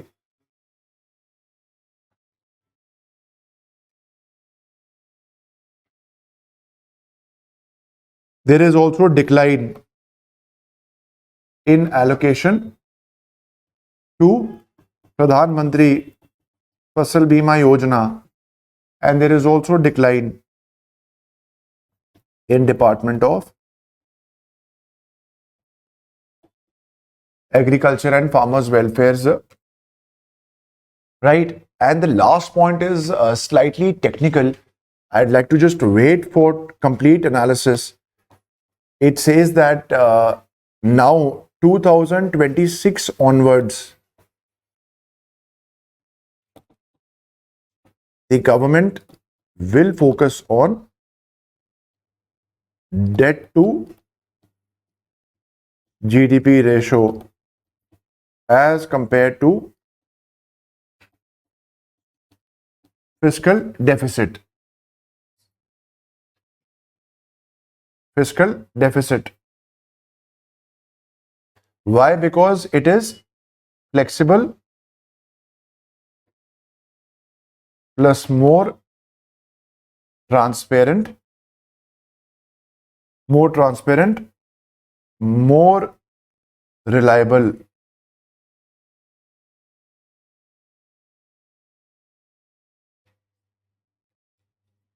And used by rating agencies. Used by rating agencies. So if I just look at this trend of debt to GDP ratio, you can just see the trend.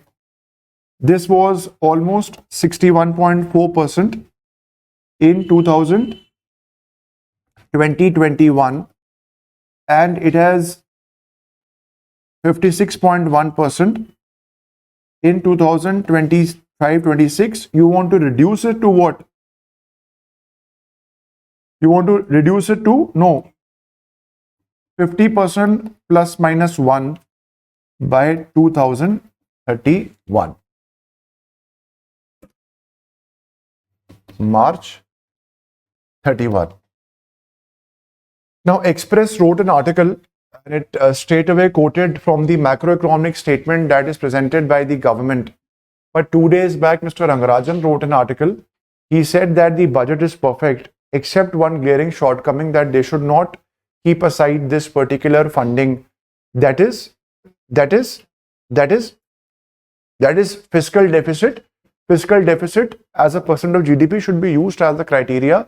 You cannot keep it aside and now going for debt to GDP ratio, because he thinks that fiscal deficit, it is rigid. It gives lesser leeway for the government to carry out expenditure, and that is why it says that it should be focusing on fiscal consolidation with the focus on fiscal deficit, rather than going for the government argued framework of which is better captured. It allows international rating also, and it is flexible, that is debt to GDP. I'd like to talk more about this concept in my subsequent classes, examining the importance of this particular issue in the newspapers. So I will just hold my horses here, because I need to know more and just open up the importance of this clause for my path of fiscal consolidation. There is also this threat that fiscal consolidation should not lead to fiscal contraction. इतना ज़्यादा tax भी कम हो रहा है, 1 लाख करोड़ भी shortfall है, उसके बावजूद भी you are expecting a hike in direct taxes, because you are expecting that better administration and Vivad Se Vishwas will promote people to actually pay taxes, because once you come in the loop, you are paying, like some of you are self-employed. Is it fine? Is it fine, all of you? Now we are done. So this is a comprehensive discussion that we've had. Is it fine?